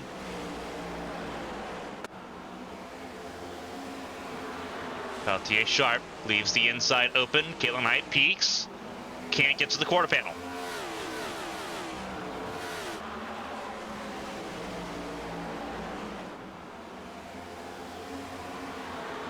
For the back, Arnold in 7th. Really good run for him so far. Swadsworth down to 10th behind Sasek as well. So chance of pain that points do take a little bit of a tumble here. Zier down at 16th outside the stage point positions here. And it's a little bit harder to pass in these cars than it is in the trucks or the 6th gen cars. We saw Friday night. Friday night we saw 2 different lanes available distinctly. Here it's firmly pretty well the bottom of the racetrack you want to be at for the long run. And that's where they're at. Ooh, side by side. Height and Peltier Sharp. Peltier Sharp using the outside lane for momentum. It's a really good defensive lane. But you burn up more tire. And that's what Caitlin Height's hoping for. Get the 13 to ride up a little bit more. Oh, almost a little bit of contact there between the 13 and the 11. And like you said, no love lost. Yeah, the 11's trying to make something happen here. Wydron, whoa, there was contact there. And that will allow Wydron to do what I was about to mention. That was poach those positions away if something happened. Exactly what happened.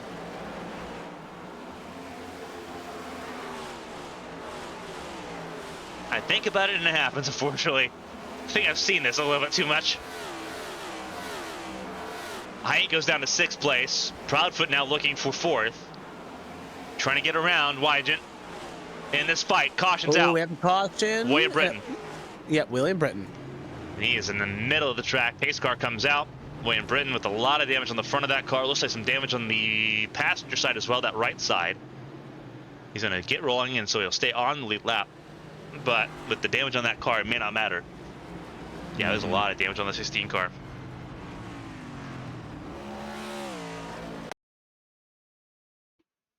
Looks like Apperson may have got something here too. Apperson in that 4 machine, obviously William Britton in that 16. The high side. This is from high above. Is he going to get loose off of 4 as well? We've seen a lot of cars get loose out of 4 on the bottom. Britton just runs up high and hits the wall. Yeah. He just washed out tight, and Apperson was there. Apperson had it pretty well sorted, but he came down right into the path of Apperson there. And then comes up Blowers again. Oh, my goodness. Hard hit for Blowers. Moutre gets around it. So will the 61 of Carter, who's already multiple laps down. Yeah. That's a painful hit there. Big lick. Blowers, well, kind of just like thinking, like, what do I have to do to avoid these things? Yeah. Almost the 3rd time he was going to be involved in an incident. He did no part in. So this is interesting. We have an update on the stage points after the last stage. Obviously, Alfred Denny, the points cruncher, out of this race effectively, sitting right now. Doing the math. Yeah, he's doing the math. He's sitting 28th at the moment. He's in pit lane. He's just doing Saints work. Yeah. Shad is up 12. He's in 3rd place in the points. Obviously, again, Constantino and Proudfoot, they're locked in. They won the first 2 races in this round of 8. Shad is 3rd by 12 points. Again, he scored points in stage 1. That helped him out a little bit. It is a tie for that last spot. As things were running right now, Susie would have the tiebreaker based on wins in the regular season over Eli Sasek. So they're tied between 4th. Lilac was down by 6. She gained a lot on stage 1, but now she sits outside of the stage points, I think. Oh, she may be back in it now. She's back in it at 7th. She's currently 7th. And then Arnold currently 11 down back. 11, Arnold. but the margin is closed across the board. That's the important note on that. After stage 1, the margin's closed even tighter. Yeah, and the thing is, right now, Eli Sasek has not been able to recover from a poor quality run, or basically no quality run, I should say, and is currently stuck in 18th. Meanwhile, the other car he's tied with, that 81, currently leading the way in that front of the pack. So there's that risk situation right there. As it holds right there, it's an uncontested result for Sosi, who will, as long as he gets a point this stage, will de facto take the last spot in. But obviously that could change. If he falls outside the top 10, Zier, let's say, holds on and gets some points, this could change. A lot can be played for. And obviously we still got the final results to play for as well, where if that, let's say, 2 stage points, but ends up falling down the order because we have 19 cars, 20 cars still running on the lead lap right now. Bobby Blowers 2 down. If you tumble out of this race, you're falling at least 20th at the very least, which is not great. At the very least, Caleb Carr is now officially pulled behind the wall as well.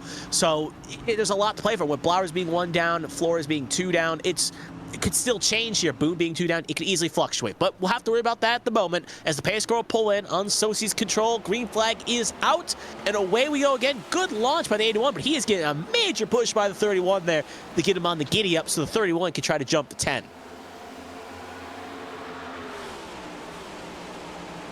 Proudfoot up to 3rd. Rodriguez, though, holds on to the 2nd spot. And look at Gaiman. Back up in the mix in 5th. Remember, had that damaged deck lid. We saw, look at that front end right there. That thing is still driving fast. Great. But it's fast. It's holding. It's holding at the moment. It's holding now.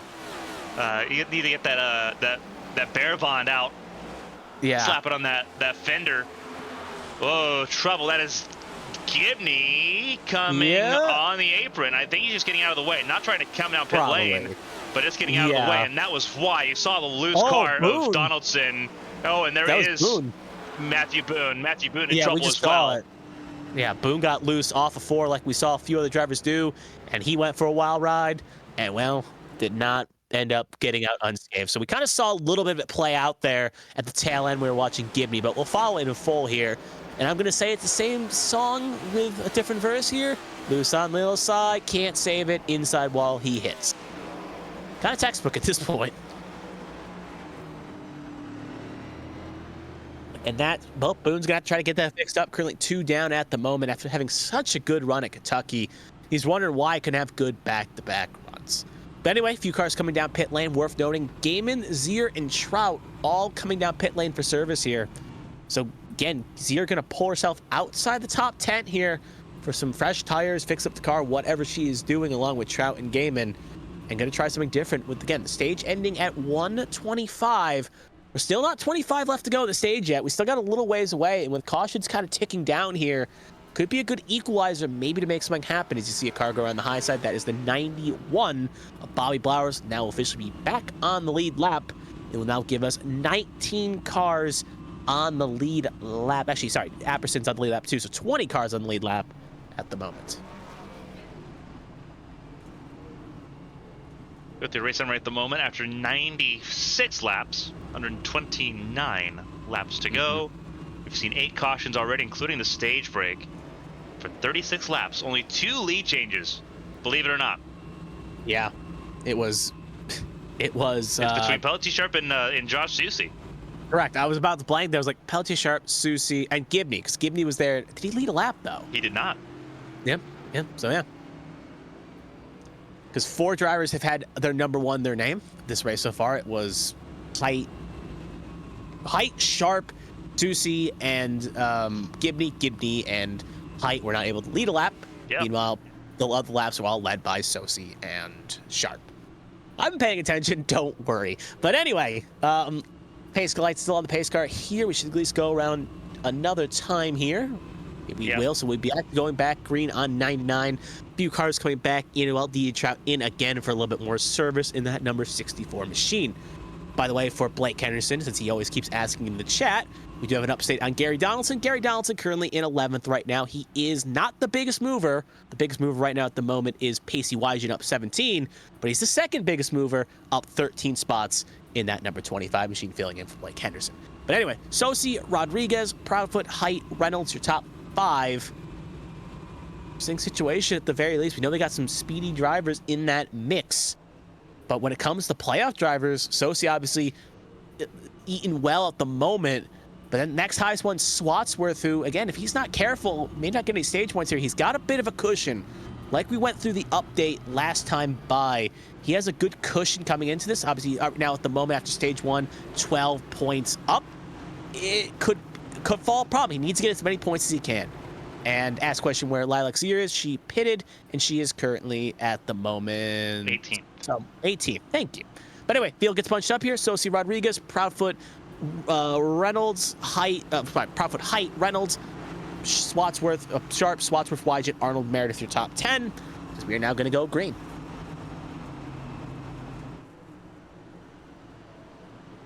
Pace car pulls in through the restart zone. Green flag in the air. Very late restart there by Susie, and allows Rodriguez to stay with.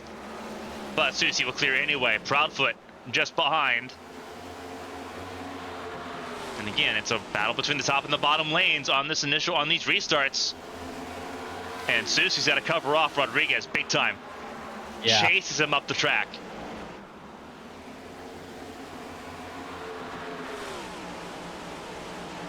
Watch this battle right now. Keep an eye a little bit further back. Wygen, you can see right there on the inside of Sharp. Again, it's a bit of a hornet's nest. Once you get past the top 2, it's been like this all night. Once you get past that top 2, it becomes a bit of a hornet's nest, and drivers get pretty racy here for positions and spots here. And right now, it's kind of settled out here as we see Swatsworth currently riding now in P7, just holding station. But there's Wygen on the inside of Sharp, not going away like a bad rash. Well, you think about this car, one thing that everyone talks about this car is that if the tires don't wear that much on the short ovals, and dirty air is an issue.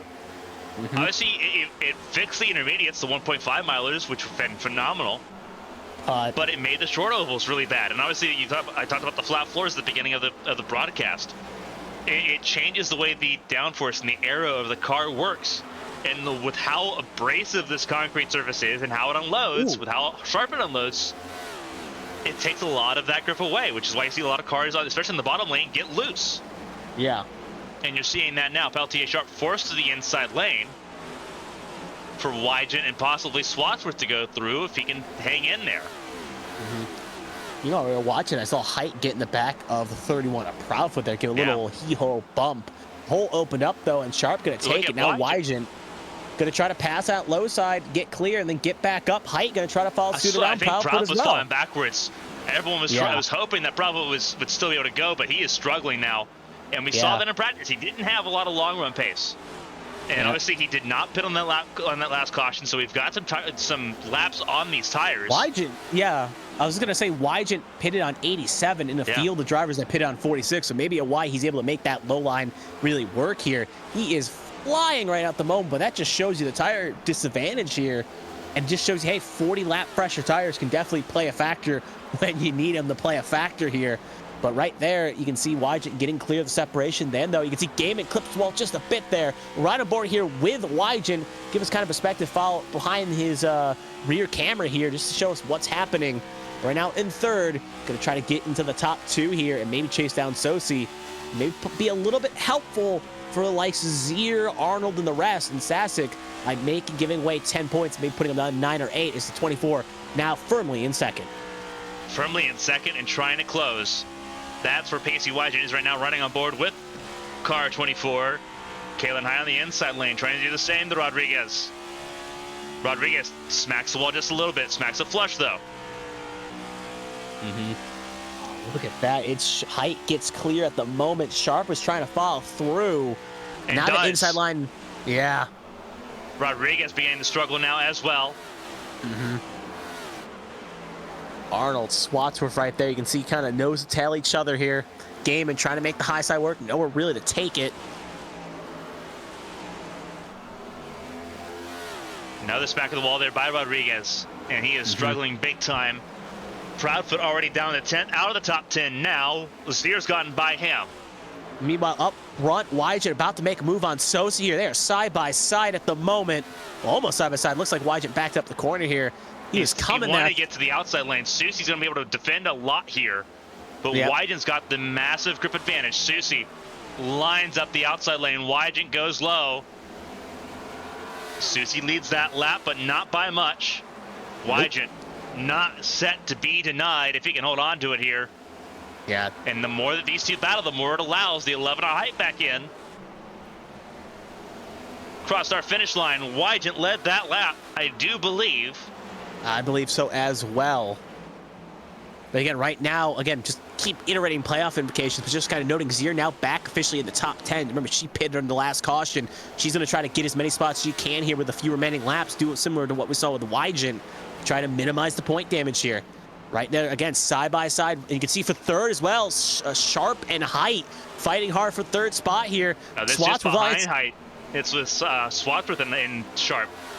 Yeah, it's getting chaotic all around this track here. We see the battle for the lead, but this is a lot more car parky here. We kind of just have the pivot between both angles here. Yeah, it is a wild time. 3 wide with Gaiman to the outside, Height to the inside. There goes Peltier Sharp. Right in the Sharp, right in the Zier. And no caution has been called yet, by the way. We're still green, and then Reynolds piles in. They're still going. Oh, trouble. That's Gibney. Everyone, there's no caution. And that's complete damage on those cars who are just trying to get off the track at this point. Still no caution because they didn't come to a complete stop. And the quote was Sears. And the quote, Sears, somebody just said it in the iRacing chat, car dead. That may not be good damage for that car right there. That could be terminal damage. It could be. It looks like it couldn't turn. Yeah. Couldn't turn at all. That's why that's a tow. That is a tow. Yep. Sears now off track. We're going to see if he can race it out. Wygent in the melee, got the race lead, and has set sail for 2 laps. There's Peltier Sharp trying to stay on the lead lap. Does her teammate help out here? I would assume so. He's got the margin to make it happen. Going to try to let Peltier Sharp stay on the lead lap. I Again, he's got the margin. Josh Arnold, look at him up to second place. Yeah, Josh Arnold That's capitalizing on this wild. situation. He was 11 points down coming to the stage, and now we wait for the rest of the cars to pass here. Stage should officially end There it here. is. Now will officially end, and it looks like Swatsworth even got Sosi as well. So we'll see if it holds. It does. So Arnold, Swatsworth, again, look at, first of all, we'll go for the order real fast. Wygant, Arnold, Swatsworth, Sosi, Meredith, Height, Trout, Sasic, Flores, Donaldson, your top 10. Yeah. They all get stage points. Now we'll take a look to dissect this. Arnold, who was 8th, gets 2nd. Swatsworth gets 3rd. Sosi, remember, was the lead car. We thought he was going to get a max 10 points here. He ends up losing points both to Arnold and Swatsworth. Yeah. Eli Sasic, who he was tied with, it ends up, instead of being a 10-point swing, Sosi ends up only getting, because Sosi got 10 9, 7 points, 6, 5, 4, 3 points for Sasic. That's only going to be a 4-point gain from Sosi to Sasic coming into this end of this stage here. So not the big swing Sosi was hoping for. Swatsworth will grow the lead and give himself more of a cushion, and Arnold just took a big swing and caught back up. The main loser in that situation, sadly, was Zier, who ended up being involved in that incident, and no caution was thrown, which helped out other drivers, but ended up putting her and Sharp in a bad hold and may have just ended the hopes of Zier for a Final Four. Yeah, well, let's go back while we have the chance, because that didn't cause the caution. We got to stage 2's end under green. Yes. Let's walk through it. Yeah, that probably for the best. So it's 3, and when we jump in and you see it 3 wide at Bristol, you know that the pandemonium is here. And we have to go back multiple laps and look at this. Yeah, because remember, we got cars with fresh tires in that pack. Zier, Gaiman, they came in on the stop. They were taking their fresh tires, and you got the cars that stayed out ahead, like Height, Sharp, that did not pit under the caution. You can see right now, Gaiman gets a run right. Peltier Sharp tries to get around, tries to put herself in the middle. Gaiman was already there on the outside lane, and they cause contact there. And again, it's just 3 into 1 doesn't work in any situation here. And that's what happened there. Reynolds clips Zier, but the damage was already mostly done, and then obviously that smack there by Gibney was all just insult to injury, and Zier's just trying to get out of the way because that car's not turning under any circumstances, not turning at all. No.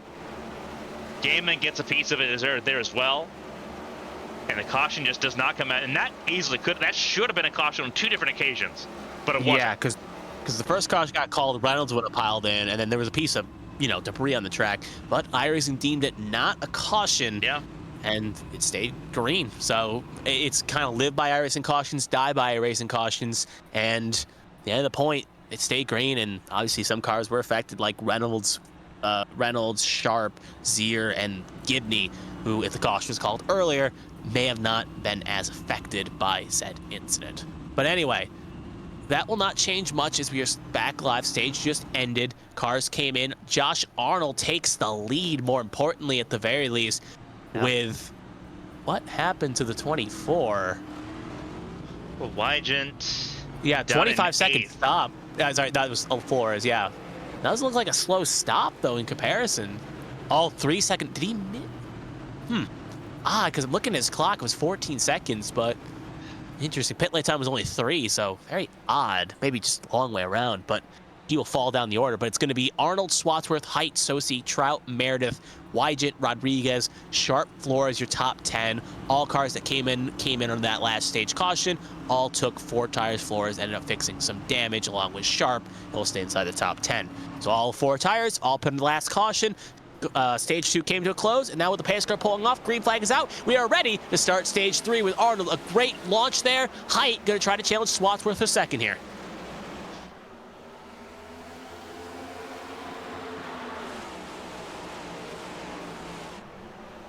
One thing that Swatsworth does not need is one of his competitors winning this race. Caitlin Height going to try to remove that from the equation by challenging Arnold, who stayed out.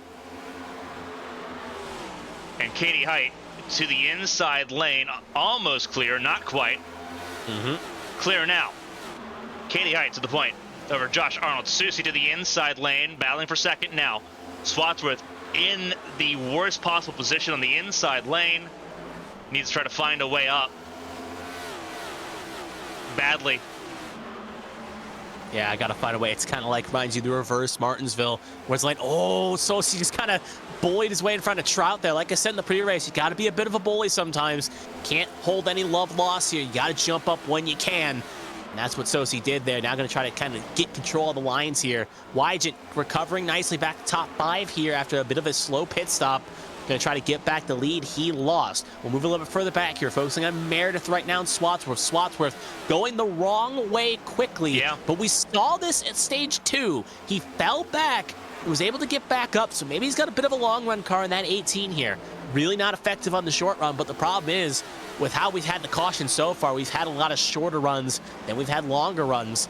So the 18 hoping that this goes long and he can kind of carve his way back up, like a knife going through a hot butter knife. Well, you think about it, on the initial start, on the restarts there, the outside lane's so much the preferred lane to be in. Swatsworth has not been in those last 2 restarts on the outside lane. He's had to slide backwards to find an open spot and then move to the outside lane to begin that crawl back forward. So that's going to be difficult. Proudfoot almost got himself turned. Yeah, by Swatsworth. There's Sasic, who I assume right now is about maybe 4 down on the line.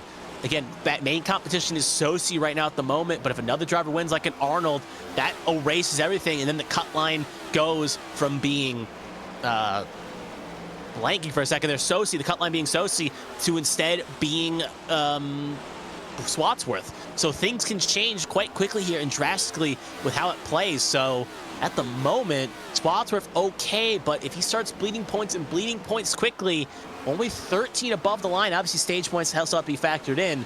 This could easily take a turn for the worse if he's not careful.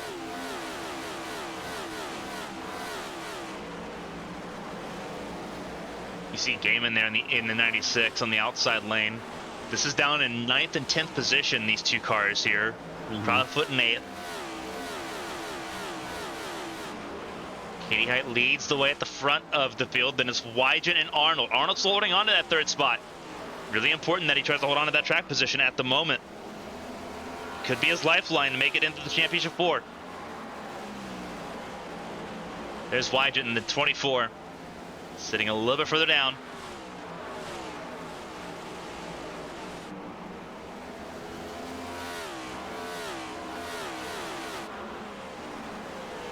Wygant in 2nd place, Josh Arnold in 3rd. And it's a little bit of a gap between Arnold and Susie. Susie backed up a little bit, then a Sharp, Meredith, Trout, Proudfoot, Swatsworth, Gaiman, Sask in 11th, Flores in 12th, Donaldson 13th, Rodriguez in 14th, last car on the lead lap as things currently run.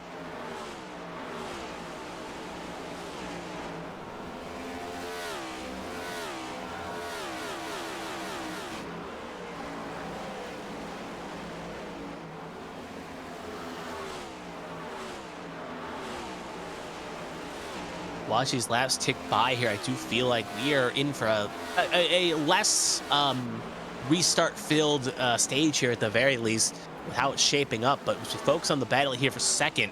I'm sorry, 3rd, I should say. Arnold and Sosi, as Wygant is checked out for 2nd. Arnold holding strong at the moment, but he's going to need more than just to hold. He needs kind of a win. He's not in a must-win, but he's definitely in a situation where he needs to get as many points as he can on his main rival with Sosi. With Sosi being in 4th, it almost feels like right now he's got to have to play a bit of a Hamilton 2016 and use an F1 reference and back Sosi up into the field and get him to kind of get a little racy with him.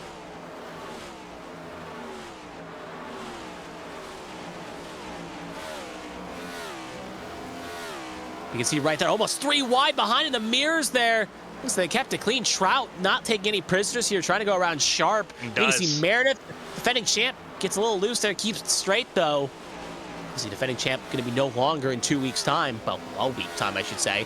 As you can see, drivers kind of fade out here. Trout holding strong for P5. Again, we saw at 64 go through a bit of chaos as well. That thing around Sharp, though, gets turned. She's around. You can see Meredith also involved. Maybe turned, maybe loose, but at the very least, she is around. And Meredith takes the piece as well. But that 13 not looking very good at the moment. And she's waiting to try to get a clear spot. Moutre. Ooh. Moutre. Not sure what happened there with Moutre. Yeah, that's odd, but I don't know if it affected the 13 at all. But we'll see as... Oh, she jumps right in front of Flores. So anyway, take a look here. Keep an eye on the 13 and receive Bagling Proudfoot here. Oh, that's out by Proudfoot. Oh, yeah, Nothing Meredith could do about that. Proudfoot just ran her over. Yep, that will explain that.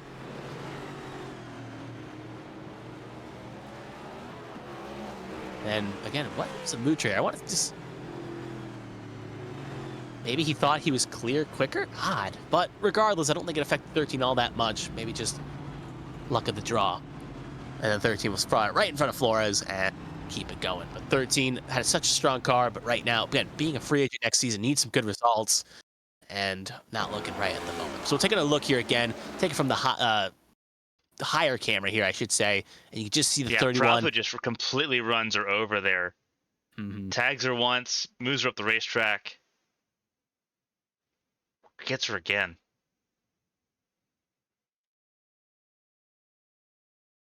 At that point, yeah, Meredith nowhere to go. It just sums up Meredith's season right now. Just out, like, just an innocent bystander in a situation, you should say. And then Ryan Moutre, he's all the way on the outside of the racetrack. Yeah, he had time to see this. This is just odd. We're right on board with him, kind of see his perspective. You can see well clear, well stopped, and then... That's... I don't like that. Nope. As commentators are supposed to be independent, so we'll let stewards and other people judge that. But take one more look in from his perspective. We'll actually watch his camera here with his steering wheel, just to get the full picture.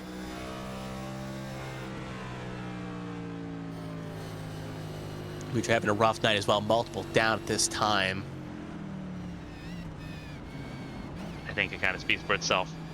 Yeah. Again, we are not stewards, so that's up for stewards and other people to decide on that one. But that is the evidence we have. But anyway, we'll go back to live action here. Obviously, Sharp, you can see a little bit wounded at the very least here. Height, Sosi, Trout, Proudfoot, Game in your top 5. Should be getting bunched up next time by. Go green again. Say this, even though Height was the pole sitter, it's really the first real chance she's had to lead this race. That was the first real stint she's had to lead, so taking advantage of it at the very least and showing why she qualified on pole position. But yeah, Arnold falls down to 7th. More importantly, actually, sorry, Arnold pitted on the last caution, I say. So we did have some drivers come into that caution. We had Arnold, Swatsworth, Wygant, Saskic, Flores, Rodriguez, Apperson, Meredith. Obviously, Meredith solved the incident, along with Sharp. So top 6 stayed out. The rest came in. So we'll see if Arnold's strategy and Swatsworth's strategy of taking fresh tires here can play out and make this work. Because obviously, they're just, I don't think, good to go to the finish. Could be wrong, but we'll see. Because obviously, if it was, the rest of the field would have came in. So they probably still got one more stop in them at the very least. So pace car going to pull off. It's going to be on Height's control. Green flag is out, and away we go. Great launch by the 11. The 81 did not get going. That's going to allow Proudfoot a chance here to challenge for second, but that challenge will be short-lived, as Sosi will keep second, and now the battle for third between Trout and Proudfoot. Oh, car spinning in the back there. 24, a Wygant gets a piece. He is slow. You can see right there, lost the front clip. Really not fortunate there. Pelletier Sharp back down pit lane, still wounded. And Wygant now struggling. Called. Gary Donaldson involved as well, I believe. Yeah, Donaldson already down pit lane. We'll take a look at this restart real quick with Wygant. Because we know they had the fresher tires here, so maybe just preemptively striking. We'll have to see. Could be cold tires, could be a little bit of help. What happens here with the 24 of Wygant? He got help from Donaldson big time. Innocent bystander there, nothing he could have done. And that's going to take a strong car that has a strong race-winning car and going to take down pit lane here, and now going to be at least one down at the very least. Eli Sasic also in the pit lane as well, taking service as well. Major championship implications is there as he has come down pit lane. So big changes here. He's now down 1 lap 2. So Sasic down 1, Reynolds, Donaldson, Wygant. A lot of strong cars there, now 1 down. And Sasic, that's major championship implications. Remember, tied at the end of stage 1, probably 4 down at the end of stage 2, and now being 1 down with under 100 to go here. He's going to need a quick caution to try to get back on this lead lap. But right now, with Reynolds being the lucky dog, he's going to need some assistance somewhere in order to get back. But back to the front we follow. Following Sosi currently in 2nd position, Proudfoot in 3rd. Remember, Swatsworth, the freshest tires in that top 4. Not in a must-win per se. He's still above the cut line, but a win would be a breath of fresh air, or at the very least a good finish would be a breath of fresh air with Arnold right now holding his backside, who also has those fresh tires, and a win could make things a bit interesting on that bubble line. You see his 18 rides on the track a little bit to 31. There, no love lost for them for P3, and Arnold just trying to pick a line that will suit him the best.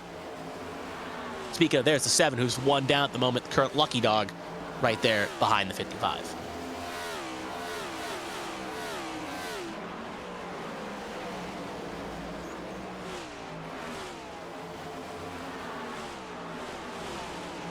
Swats were still on that low side route, just trying to find a way around.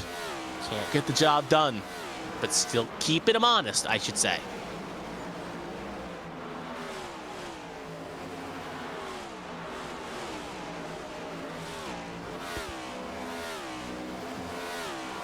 Still side by side in this battle for third place. Mm-hmm. And it's holding Arnold up as well because the lane he wants to be in, he can't really run. Yeah. Now it clears up in Schwartz's favor. But right there, 3 wide, almost, as Reynolds kind of just doing his own thing here. Now going to kind of cover off the 55's line too. There's the 17 to Apperson. They're going to quickly evade around 2. He'll now join the 1 down crew. Worth noting, Gaiman also just came down for service as well. So right now at the moment, the top 9 are all in the lead lap. 10th on down, like John Reynolds currently in the top 10, but 1 down. So very odd. Why did Gaiman take service here?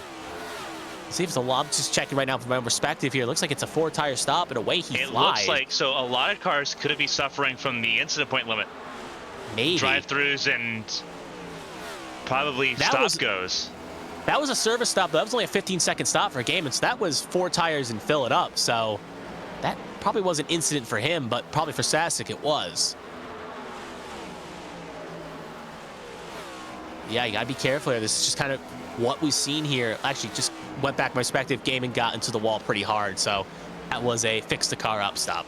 But anyway, back to the fight. You see right now, battle for the race lead between teammates there for Arrowhead Racing. Katie's not going to be too awful objective towards this. It's an Arrowhead 1, 2, 3 on track. Reynolds obviously the first car lap down, not really in this fight to be in the fight, but it's another obstacle for Josh Arnold.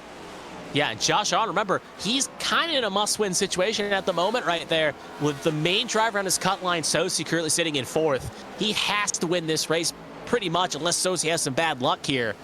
And the 55 is kind of do at the moment, but it's not going to be easy because that 18 seems just as much dialed in, and the problem is that 55 is kind of following the 7 here, and the 7 runs the same line the 55 does. So that 7's kind of a 4 in the sign of the 55, but right now with that Zapsy's machine of Gary Donaldson going to kind of play a pick here for the 18, could at least allow the 55 a chance here. But right now, top 2 drivers, if it stands right now, Swatsworth's in, Arnold is out. There's Meredith, quick evasive action to the low side. Doesn't want to play a factor here, but Reynolds just trying to get back on the lead lap here. Yeah. If a caution were to fly, he would be 10th. So definitely not wanting to let this fly away opportunity. Really good opportunities on the board at the moment. Swats with Arnold, Height, Susi, Proudfoot the top 5, Rodriguez in 6, Flores, Trout, Apperson, and Reynolds your top 10. Obviously, this race has changed on a dime. Wonder if Height, because remember we saw like a tire disadvantage is the main reason why Height's not keeping up here. But again,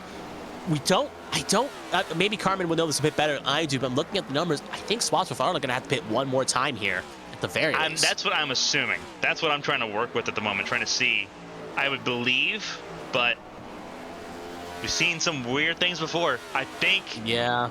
I am almost certain that a lot of the field has a pit stop left. And that's what I was thinking too, because if you could make it to the end, why wouldn't Height, Sosi, Rodriguez all come in? Or sorry, Height and Sosi in this case come in. But at the same point, maybe they thought there'd be more caution. We saw it at Rockingham, for instance, where it was 200 laps and we had so many cautions in the opening stint. 55 around! That's going to be major implications as he is in the wall. We'll have to hold that thought. Looks like him and Reynolds got a piece. And there you can see Gary Donaldson will get around the high side. Again, how damaged is that 55 now? Reynolds will not even beat the lucky dog because he was involved in that incident, but Arnold, that is not what the doctor ordered. Let's look at it and see what happened here. Josh Arnold in trouble. This is with Tommy Reynolds, who is, again, he is trying to battle to get his lap back. Arnold trying to get around Reynolds, and then Yeah. What happens trying here to with keep up Reynolds spots and first. Arnold here? Arnold, does he come up? Yeah. Yeah. We'll take a Thought he look was from high clear. above, because that's not a very clear picture. Looking from the front, it looks like Arnold tried to clear himself over the nose of Reynolds, but obviously we'll take another look While we take this from quick this high replay, let you know. above. While we check this replay, just to let you know, top 9 have all come in. Eli Sachs got his lap back. He'll now be back on the lead lap. Yeah, because But we'll take Reynolds one more was look here. involved, so it didn't help Reynolds out at all in this one. Helps Sasek a ton, though. Gives him a chance to fight again. But we'll take a look here again. And we're going to slow it down. I think Arnold cleared himself. That's what I'm feeling right now. But So he's clear right now. So he gets the spotter's call that he's clear. He's not wrong. It just Reynolds has that outside momentum, and Arnold moves up just a little bit too late to actually cover off that run. It's a little bit of column A, a little bit of column B. He clears himself, but he's hearing his spotter, who's on a delay. Spotters are never absolutely on time. There's always a little bit of a delay to that, and we got to be aware of that when drivers make moves. There's just a little bit of a delay between being clear, hearing you're clear, and then being able to move once you're clear. And all of that happens so quick. And unfortunately for Arnold, I don't think Arnold tries to wreck himself. I don't think Reynolds tries to rip himself of a free pass, because he was in position to be the free pass. I don't think either of them were intending. Both of them just racing hard for different things, and they find the same position. Yeah. At the very least, though, consolation prize, Reynolds will get the wave around here, along with a few others, but obviously not what he was hoping. Yeah, so that's a gut for Arnold. It's a gut punch that could be so much worse. He is on the lead lap. He's in the top 10 still. It's still very much in his fight. But with the rest of the field now pitting, everyone's on equal tires, so he's got to make sure that 55 machine has speed left in it. And right there, it was looking like it was shaping up that he could have at least contended with Swatsworth, but now Swatsworth gets the lucked out here. He keeps the track position with the fresh tires he's got, and now on equal footing with the cars around him. And presumably that is it for pit stops, bearing obviously another caution here if they have any sets left. If we go green to the finish, that's everyone in for the most part here. And now Arnold gonna have to try to reel his way back in. In 7th, when this cycles through, he will take P7, actually P8, because Trout has spot over him.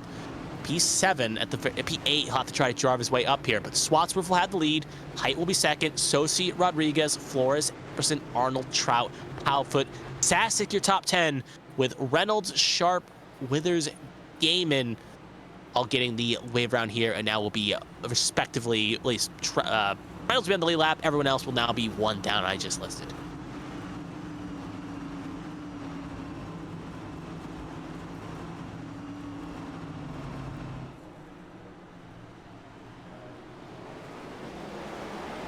Green flag out, away we go. Good launch by the 18. Now the question is, as we see kind of a little bit further back here, watch Arnold for a second. He's still struggling.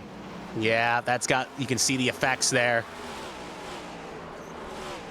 Car in the wall. And that's quick caution, 99 of Flores. I thought it was the other ascent car for a moment. Withers trying to get away through. Moutre looks like he also got a piece as well. Looks like Gaiman may have had a piece too. Some of these cars that just got back on the lead lap or took the wave around involved in this incident. There's Moutre. Yeah, that car looks, and he just hits the wall. I think it's curtains for that 44. See, it just toes. Yeah, it's pretty much done and dusted there. Flores in the wall. Let's go back and look at this. Oh, well, that shows a piece here, but it does. Let's go back and look at it. Once again, we'll pull up the same position we had before. We'll pull up the spotter cam. And this is pretty self-explanatory. Flores just washes up right into Trout. All right, not into Trout, but into Apperson. Yeah, and then that's why Moutre can't keep going. Gaiman luckily doesn't get a piece; he just stops. There's Zier, who almost got collected by Moutre. He was still rolling down the track. Problem is, Zier is 64 laps down, so yeah, Zier's just trying to grab some positions here while they're going still hot. But that's a gut punch. Yep. Say that again. So, interesting. Sasek, Arnold in pit lane again. Obviously, Arnold going to try to fix that machine up. Sasek maybe trying something different here. Rolling the dice. Trying to do something. Again, Sasek knowing that he's now he knows the kind of the game plan here. Sask and Arnold know the game plan. If you're Arnold, you got to either hope that 81 has some horrible luck, or you got to win, or at least finish well clear of that 81. And right now, Sask really hasn't had the speed in that machine to do it. Arnold has, but Arnold, you could saw in that last restart, pretty wounded. There's concerns that car may not be the strongest at the moment. So we'll have to see how it all plays. If that 55 can find that speed he had, maybe put a challenge on here, because being 11 down, it's not a must win, but you're going to have to hope 81 just implodes or something, which we have not seen happen much this season. So we'll see how it plays.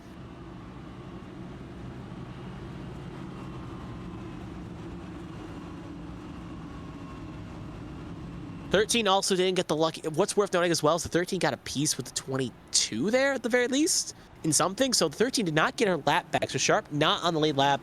It went to another car in question. So Sharp will not be back on the lead lap, even though it looked like she was primed to get it. So just some lucky dog news to report. Well, I think it went to Gaiman, if I'm not mistaken. So now 11 cars on the lead lap.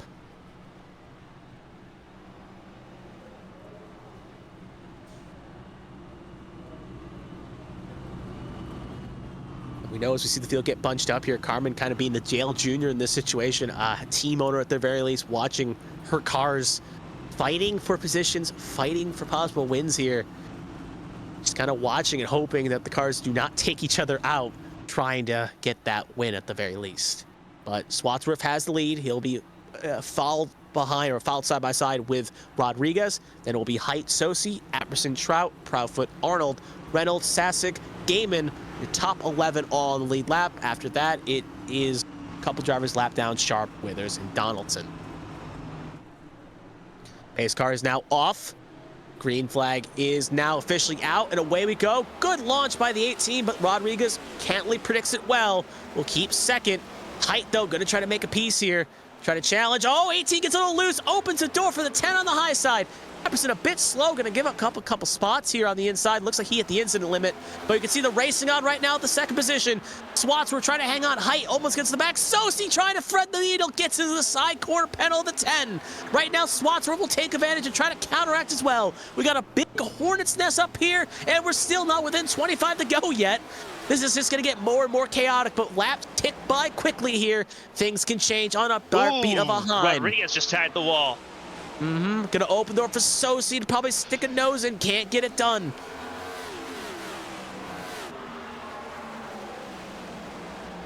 This was an important race last season. Really helped dictate how Fontana went. Swatsworth knows what it's like to be in this spot. Missed out on winning this race last season. Looking to punch his ticket in. Yep. That 10 car still looking to play spoiler. Yeah, don't have to deal with math if you win the race. If he doesn't, he's still looking good at the moment, but obviously don't want to rely on math if you don't have to. Win the race, you don't have to worry about that. And right now doing good, but was on 25 to go here. Rodriguez has a quick car here. Can he keep up close? Battle for third there. You can also see in the mirrors as Trout trying to play a spoiler and get around Sosi. But can't do so. Sosi will keep third at the moment. And now Trout under pressure for Proudfoot there for fourth. Height got the wrong way on the restart there. Now in the top 5. And the thing is, I look here, you can see in the wide shot, you can just see the cars affected by damage and not. As you can see this top 6 pretty much all together here. And then you got Arnold in 7th, as you see on the time of scoring, with Sasic, Gaiman, all kind of just there. And those are the cars that are pretty wounded. And actually, D.D. Trout just had a connection issue. He is officially dropped out of this race. And now whatever went up 1, so takes 1 car out of this little pack we were watching and promotes Arnold up to 7th. Bad time to have a connection, especially when you're battling for a top 5 here. Trout going to be kicking his internet for that one. Absolute gut punch there. 20 to go. Very important. Very important 20 laps. Probably the most important of Swatsworth's life right now. 10 miles, but goes by pretty quick. It does. Especially when you think about it, it's 4 laps a minute. 19 to go, just like that. Rodriguez, I don't think has a whole lot right now, unless things change, and at Bristol they normally do. 7/10 the gap between Rodriguez and the race leader Swatsworth. Swatsworth. Not the easiest of seasons. Had to get in on points. Had to get in the last race of the season at Daytona to get this far. Doesn't have a win. Turned on the pressure in season 4 once we got to the playoffs. We want to talk about being hot at the right time. This could be monumental for Swatsworth. Kind of running over some 16 more. to go.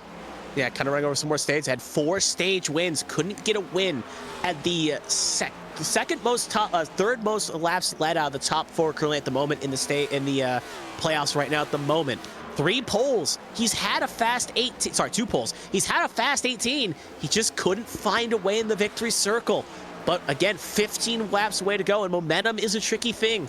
You can always run it high, and if the 18 can hang on here and get that win, it could put himself in a spot where he could ride that wave maybe to a championship next week in Fontana. But right now, got 2 lap cars ahead of him, the 4 of Apperson, well, technically not a lap down, actually now a lap down, and the 10 of Bobby Blowers in his mirror face front right now. And right now, though, Rodriguez under pressure for second as Sosi and Height are fighting hard. You can see in the background right there, Rodriguez okay at the moment, but Sosi trying to challenge and take second away from that 10. Susie again, just trying everything he can. Right now, he's in a safe spot. Arnold struggling. Right now, sitting in the 8th position. Susie in 4th. Right now, he's in. He's just got to hold on to it here. Cannot be overambitious. Take the 4th and run. That's what he's got to do. Especially with Sasa currently in 7th. If you get wrecked out here and you lose a couple laps, that could easily put you 14th, and that could be detrimental. You need to finish where you are, and you're in. Don't risk it, but telling a racer not to risk it is definitely Very not hard. in the IO sometimes. Yeah. Best interest sometimes doesn't play here, but with a lot of drivers playing with house money, you're just kind of in a bit of a problem here. 9 to go. Swatsworth got around Blowers right now, and Apperson's gotten well clear here. So 18's got no lap traffic ahead right now at the moment. Rodriguez under pressure from Height for second. Height looking to try to make it a 1-2 for Arrowhead.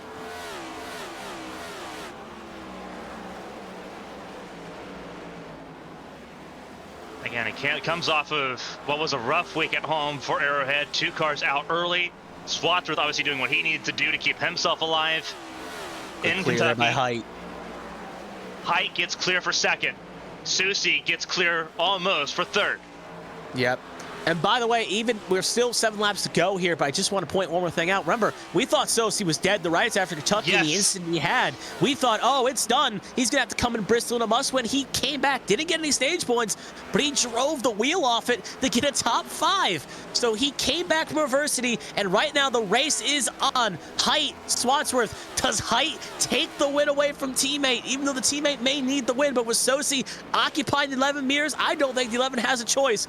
It's kill or be killed, dog eat dog world, and the 11 may have to make a move here on the 18 if the 18 can't hang on. 4 to go right there. Height on the inside. You gotta park the bus. Is what you have to do. Oh, right there. 18 on the high side. Looks now, like can't get the run. Keep an eye on the positive notes here. Right now, Swatsworth and Susie, they're still in. Yeah. They're still in this. Height to the front of the field with 4 to go. Win doesn't matter per se, but momentum is always a thing. Height takes the lead, Sosi takes second, Swatsworth maybe just Drops playing damn here. He burned so much of his tires early. 2 laps to go, a mile left in it. Sosi on the inside right there. Height around. Very close. This is coming to the white flag. All the marbles on the line right now. 1 lap to go, presented by Henderson Graphics. How much does Sosi want this? Does he really want this win that bad? He's willing to risk it all. Yeah, absolutely wants that win. He's going to send it to the inside. Height to the outside lane. They're going to drag race to the start-finish line. It'll be Kalen Height winning at Bristol. Susie second, Swatsworth third. Susie and Swatsworth punch their ticket to the Championship 4. Correct.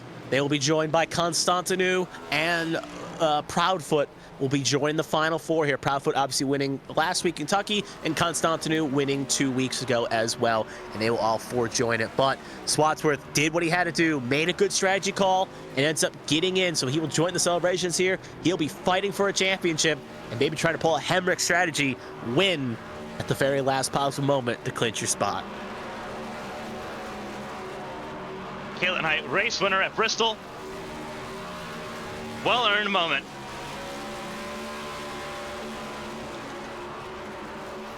Had to come from behind to make that happen.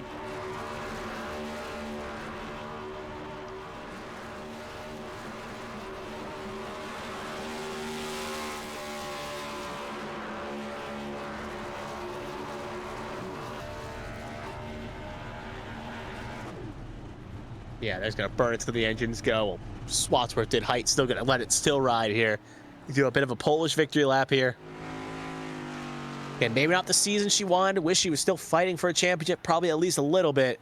But at the very least, regular season champion going to get another win to at least add to the total and make it 4 on the season.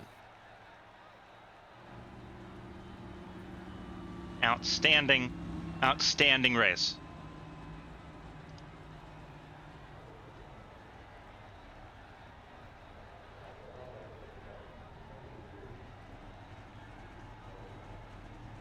And that will make it right back to the start finish line. We'll hear from all 3 of our podium finishers here at the end of this race. Katie Height's season comes to an end here. Will not be present at Fontana next week. We'll be in Florida. What a way to end the season. What a way.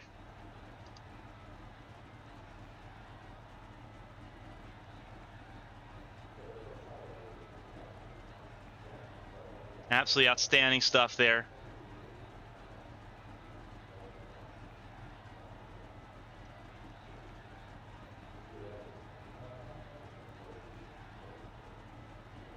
Let's hear it from our podium finishers here tonight. We'll start with, let's see, we'll see if Shad's available here in just a moment. I see Susie's available. I do see that. So we will focus on Josh Susie. We'll at least get second place's interview in. We'll talk to Caitlin Height, obviously. We'll talk to the race winner. Give us just 1 second to pull Josh Susie in here. Josh, this is Carmen from the ABN booth. Get a copy.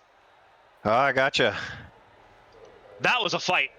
Absolutely a huge fight for you. Your back was against the wall going into this race on the outside, looking in. And now you've got a championship fight coming up. Walk us through it. Yeah, that was first and foremost priority was stage points. I think you saw that with a couple of the pit strat calls with the 2-tire at stage 1 and then the no pit early in stage 3, I think it was, and I could do everything possible. I knew going into 3 between leading the lap, carrying a 0x, which I should have finished with, and stage points, I had +5 on Eli. I know Shad was out of reach. He had already went in 10 ahead of me, and he scored ahead of me in points on one of the stages. But that wasn't the biggest concern. And then Lilac had troubles, and then here comes Arnold out of nowhere with a fast piece tonight and some really good pit calls to offset with fresh tires, and that kind of got my anxiety up a little bit at one point. I think in the 3rd stage, it actually passed me at the end of the 2nd stage.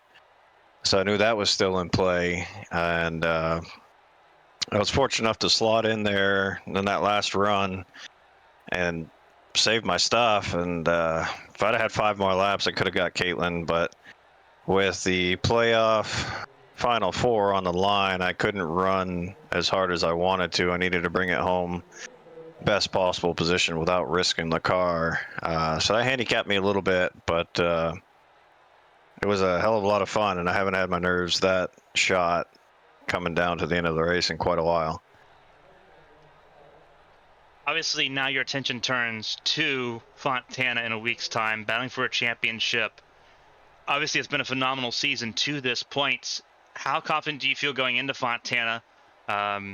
Obviously, we know what Fontana can be like on both sides of the spectrum. What is the objective? You've got a teammate that you're fighting with Proudfoot there, and obviously you have 2 other drivers to deal with. But how are you feeling going into that race, and what are you expecting? Who knows, right? Especially we're going to be on a 2-mile track with a lot of throttle, kind of like Michigan, a lot of draft, a lot more of a worn surface. So as far as the approach to the race, that's not changing for me. That's always long run first. I think you see in the races. So that's not going to change. My approach with Brandon as far as teamwork and helping, that's not going to change. We're going to fight each other just as hard as we're fighting the other 2, but at the same time, we're not going to do anything intentional to risk each other. The end goal is obviously either the 81 car or the 31 car brings home the chip, both in drivers and owners. So however we need to make that happen, that's priority number 1. And do the best we can in practice and pit strat, and it's all about the finish of the race, so we don't have to worry about stage points or anything like that. The main focus is getting one of us the championship. It's outstanding, obviously, seeing the 81 come from being outside the top 4 to being in. You're battling for a championship in Fontana, a phenomenal result, P2 tonight to sort of secure everything here tonight. Before we let you go, though, if there's anyone to shout out and say thank you to, the floor is yours. Congrats on the effort. It's a 2nd place and a championship 4 visit for Josh Susie. I appreciate that. First and foremost, as always, Lady Liberty Motorsports, the teamwork, communication, top notch. Couldn't ask for any better.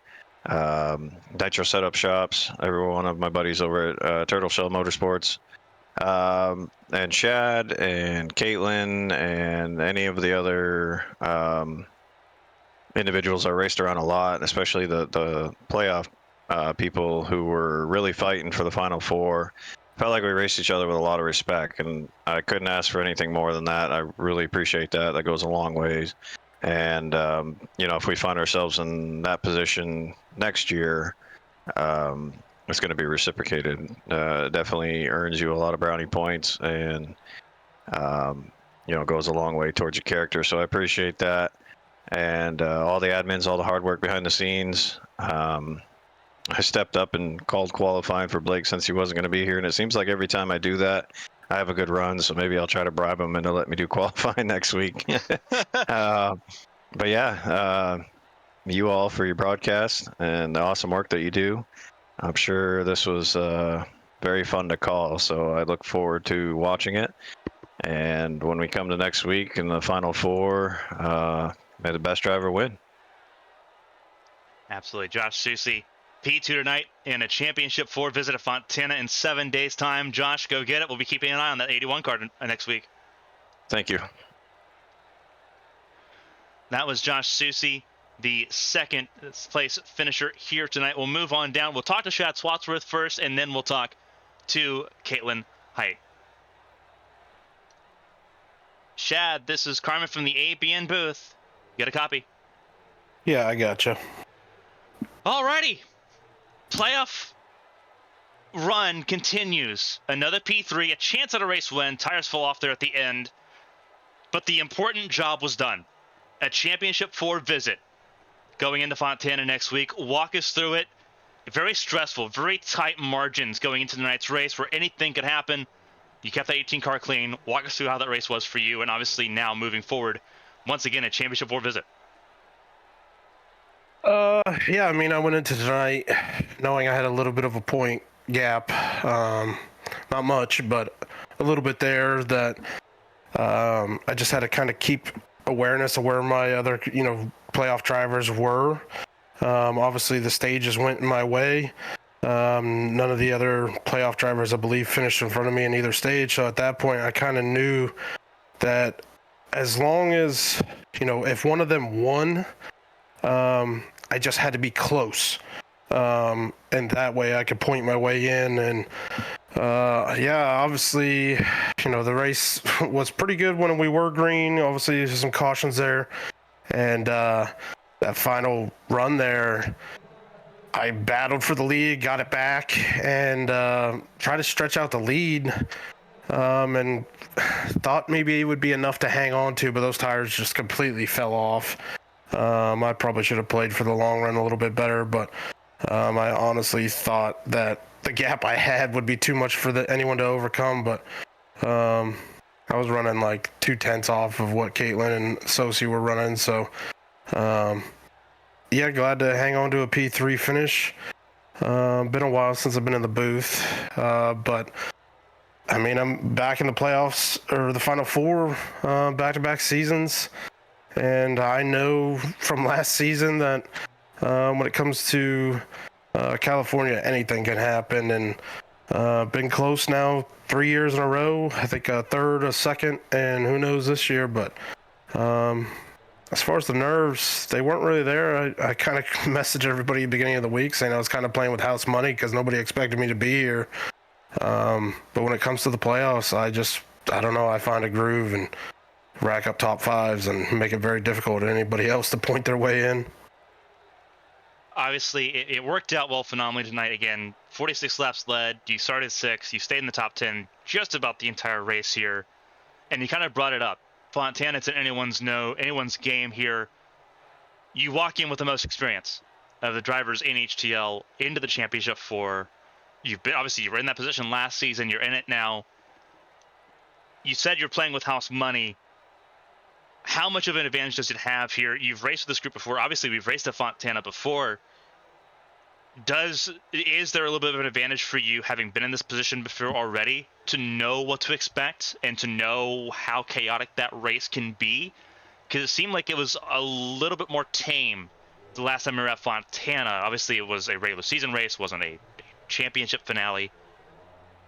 Is there a bit of an advantage for you just on the mental aspect of knowing what you're expecting going into this race already, whereas the likes of Constantinu, who's not been here the past 2 weeks, Proudfoot, who's strung out in 3 different competitions, and Susie, who's not been in this in this position before as a driver, is there an advantage for you going to the mental aspect to try to capitalize on in the next 7 days?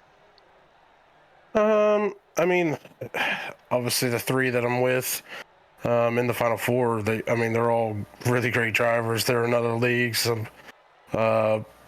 Maybe a slight, less nervous for me, being the fact that I've been in this position that I didn't think I would be, making it to the Final Four with the group of drivers that are in this league. So maybe the nerves are a little less, stressed out compared to the other 3, but the good thing about Fontana is it's a track that's easy to drive. It's going to be a draft track. Which of us 4 can make it through clean? Last season, a few got taken out during the race, which, anything can happen, and qualifying is going to be huge. You don't want to be in the mess in the back, having to work your way up. So, I love Fontana. It's a track I've always loved, whether it was back in the day on Xbox or, now on iRacing. But, I feel good about my chances. I haven't won this season, but nobody else can say they pointed their way all the way to the Final Four. So, it doesn't. The fact about the Final Four is you don't have to win the race to win it all. So, I feel pretty good, and hopefully, maybe I can jump one step up on the championship podium. Obviously, that is the final goal for Car 18. Finish the job. An amazing playoff run so far. Caps off with an appearance in the championship 4 once again at Fontana in 7 days' time. Before I let you go, and obviously let you get ready for that race coming up ahead, if there's anyone you want to shout out and say thank you to, the floor is yours. Congrats on the P3 and another championship 4 appearance. I want to thank my teammates. They've helped me, especially here in the playoffs. Josh Gaiman, Caitlin Height,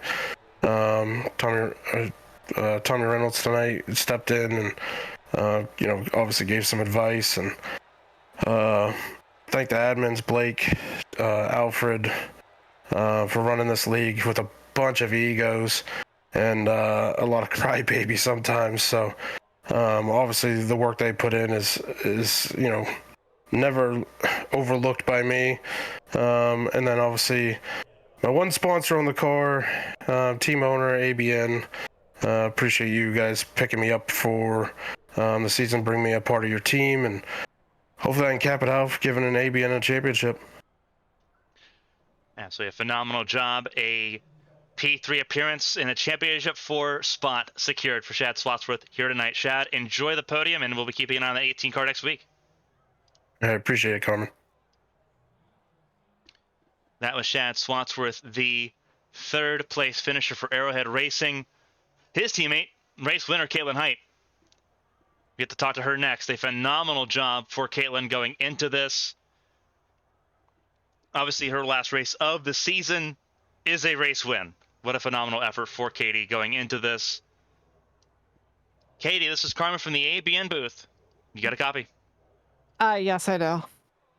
What a way to end off a season. Obviously, not expecting to be here for Fontana with how things are scheduled right now. Bristol, what a way to end off the season. Competitive all the way throughout. Pole sitter, 46 laps led. Same with your teammate there, Shad Swatsworth. Both of you led the same amount of laps. But it was a wild time. You kept your car clean. Walk us through this race and obviously how difficult it was at times to manage the traffic there. It worked out in your favor at the end. Yeah, I was just mildly frustrated in the very first stage there, just getting passed right on the start, like, you know, the very start of the race, and it's just sort of like, well, this is going to be difficult for the rest of the race just because trying to make that pass work on the bottom, and several times I would get there and then several times it just wouldn't work out, but I just had to keep thinking, you know, the long haul. I was surprised with all the long runs tonight. That was actually really, really good to see, and a lot of strategy with who pitted, who didn't, and just, I don't know, it made a lot of the racing a lot more fun, and it was still very difficult to pass, which is the nature of, you know, Bristol here. But yeah, at the very final part of the race there, I fell back to 6th or something, and just sort of had to go head down and just slowly worked my way up, and really clean racing with everybody up there. And it felt like everyone I was around tonight, we were all racing tough, but it was clean, and it was really refreshing just to finish like that. Obviously, for you, your season expected to end here. Obviously, you're going to be away for Fontana next week unless there is a delay. Ending off the season with the win, obviously, it's not a championship performance. It's not anything like that. But looking back at the season, it's another race win. You extend your record as the winningest driver in HTL competition. What do you take from this season? Obviously, if things continue as they are, what do you take from this season just to end off the season on a high note like this, ending off with the race win, with a teammate on the podium, teammates in the top 10 all around? Was this about a storybook of an ending as you could get the season to be? I mean, there were a lot of ups and downs to the season for sure. But I guess sort of just that break in between, the winter break for all the holidays and such, that sort of really disrupted my flow of how I was working, and, you know, missing a couple races there. Well, yeah, missing a couple races there in that sort of time frame. A lot of my attentions had focused elsewhere, so just trying to get back into like a consistent groove and find that was, I think that was sort of like the biggest takeaway I have for this season, just sort of how much I needed to sort of refocus. And granted, I'm still not like right back at where I was in the beginning of the season, just sort of my attention is everywhere, so I just have been struggling to really sort of sit down and actually put time into races. But it is nice to know that when everything goes right, I can still compete up at the front and just, you know, feeding information to everyone else and just sort of taking information from others just on the fly during the middle of these races is really big. And just all that communication was really, working well with everyone. So it's really good to see that as far as the team effort goes. It was a phenomenal drive from pole position to a race win here at Bristol. Your first time winning in HTL at Bristol. A phenomenal result here tonight. Before we let you go and obviously let you get ready for your trip and let you get ready for everything that comes up here in the off season, if there's anyone to shout out and say thank you to, the floor is yours. Congrats on the effort. It was well earned, well deserved. Another race win for Car 11 in HTL. Yeah, I just want to thank everybody, all the admins and such at HTL who do all this hard work behind the scenes. Want to give a shout out to all of you at ABN, broadcasting, announcing, just keeping up with everything. Really good to see all your commitment and hard work really paying off. Want to thank all the teammates at Arrowhead for a really great season. Like I said, still a lot of ups and downs, but hopefully next week it can be a really big up to end it with. Want to thank all the viewers in chat, and want to give special shout outs to Callie, Chrissy, Emily, Lexi, probably not watching, but hi Lexi. Yeah, and hopefully, if the 500 is delayed, maybe in 2 weeks you might see me at Fontana. I'd love to go back to back, but I mean, I'll be down in Florida, so I might be able to see the 500. Who knows? Absolutely. It'll be obviously a lot of fun if we get to see you at Fontana, if everything does line up that way. But if not, what a way to end off the season. Caitlin Height, race winner, once again, extending that winning record for Car 11 for Arrowhead Racing. Winner at Bristol. Katie, obviously enjoy your trip. Have a safe trip down to Daytona. And hopefully we get to see you again very soon. All right, thanks, Carmen.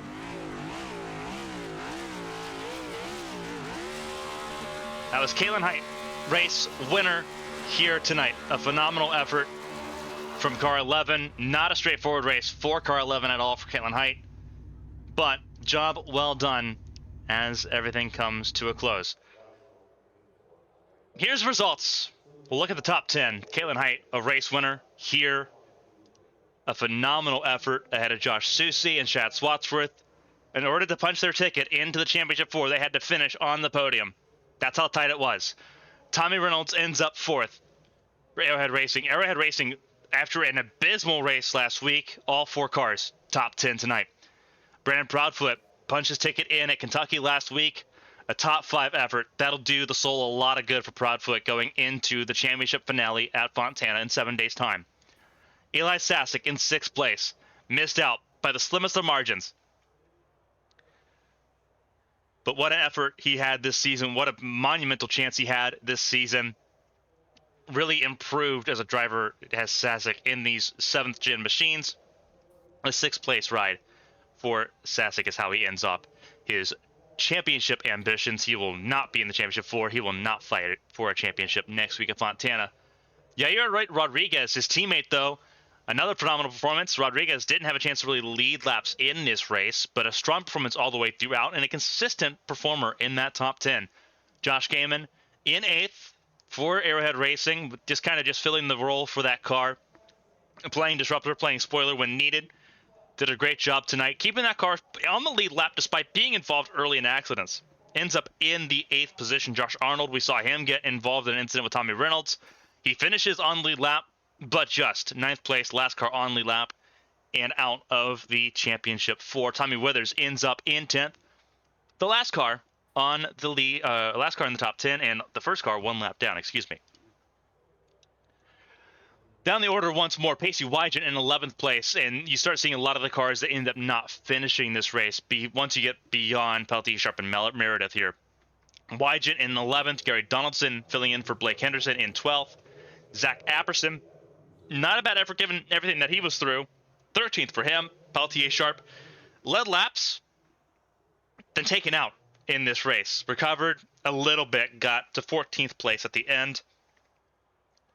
Defending series champion Zach Meredith coasting through the end of this season, 10 laps down at the end. Everyone behind him didn't finish. DJ Trout, Elias Flores, Lilac Zier, her ambitions come to an end here at Bristol. Ryan Mouchray and Kevin Gibney Jr. round out the top 20, going further down the order here. And again, it's for a lot of these drivers here, the results do not show the effort and where they actually ended up being in this race. It is so hard looking at Thunder Valley and not seeing it as a nightmare for some of these drivers going through this event. We scroll further on down. This is the final page of results here. 29 drivers took the start of this event. All of them saw at least 20 laps. Bobby Blowers, Matthew Boone, William Britton, Caleb Carter, Selena Thompson, Callie Height, Hunter Peach, Byron Jones, and Alfred Denny. All of them retiring from this event. They did not see the checkered flag here tonight. And after that, we have just one Cup Series race to go. There's still a lot of racing between now and next Monday. Tomorrow night, we'll be right back here. The penultimate race of the HTL Hammerdown Truck Series, also right here on ABN 1, right here in Bristol Motor Speedway, Thunder Valley, set to claim some more victims in the last Coliseum. We're off on Wednesday. No ABN Champ Car race on Wednesday for Valentine's Day. Nothing on Thursday. Nothing on Friday. We're back again on Saturday for the ARCS Ace for Cup Series and the ARCS Saturday Night Showdown ABN 2 on Saturday at 9:45 p.m. at Daytona. Then it's the start of the ARCS Ace for Cup Series season at Daytona on Sunday the 18th at 7 p.m. It'll be myself and Kevin Young in the booth for that one. You're not going to miss that race. It's going to be a lot of fun. 40 cars in that event. Pretty power-packed for ARCS competition. Their biggest field to date for an event. We look forward to seeing you across the rest of this week. On behalf of my co-commentator, Kevin Young, on behalf of ABN Studios, ABN 1, HTL, and the Cup Series, I'm Carmen Sienna. Thank you all so much for spending your night with us here on ABN. Tomorrow night, we are going to be at Bristol. We'll be right back here. Same time, same place. Until next time, so long, everybody.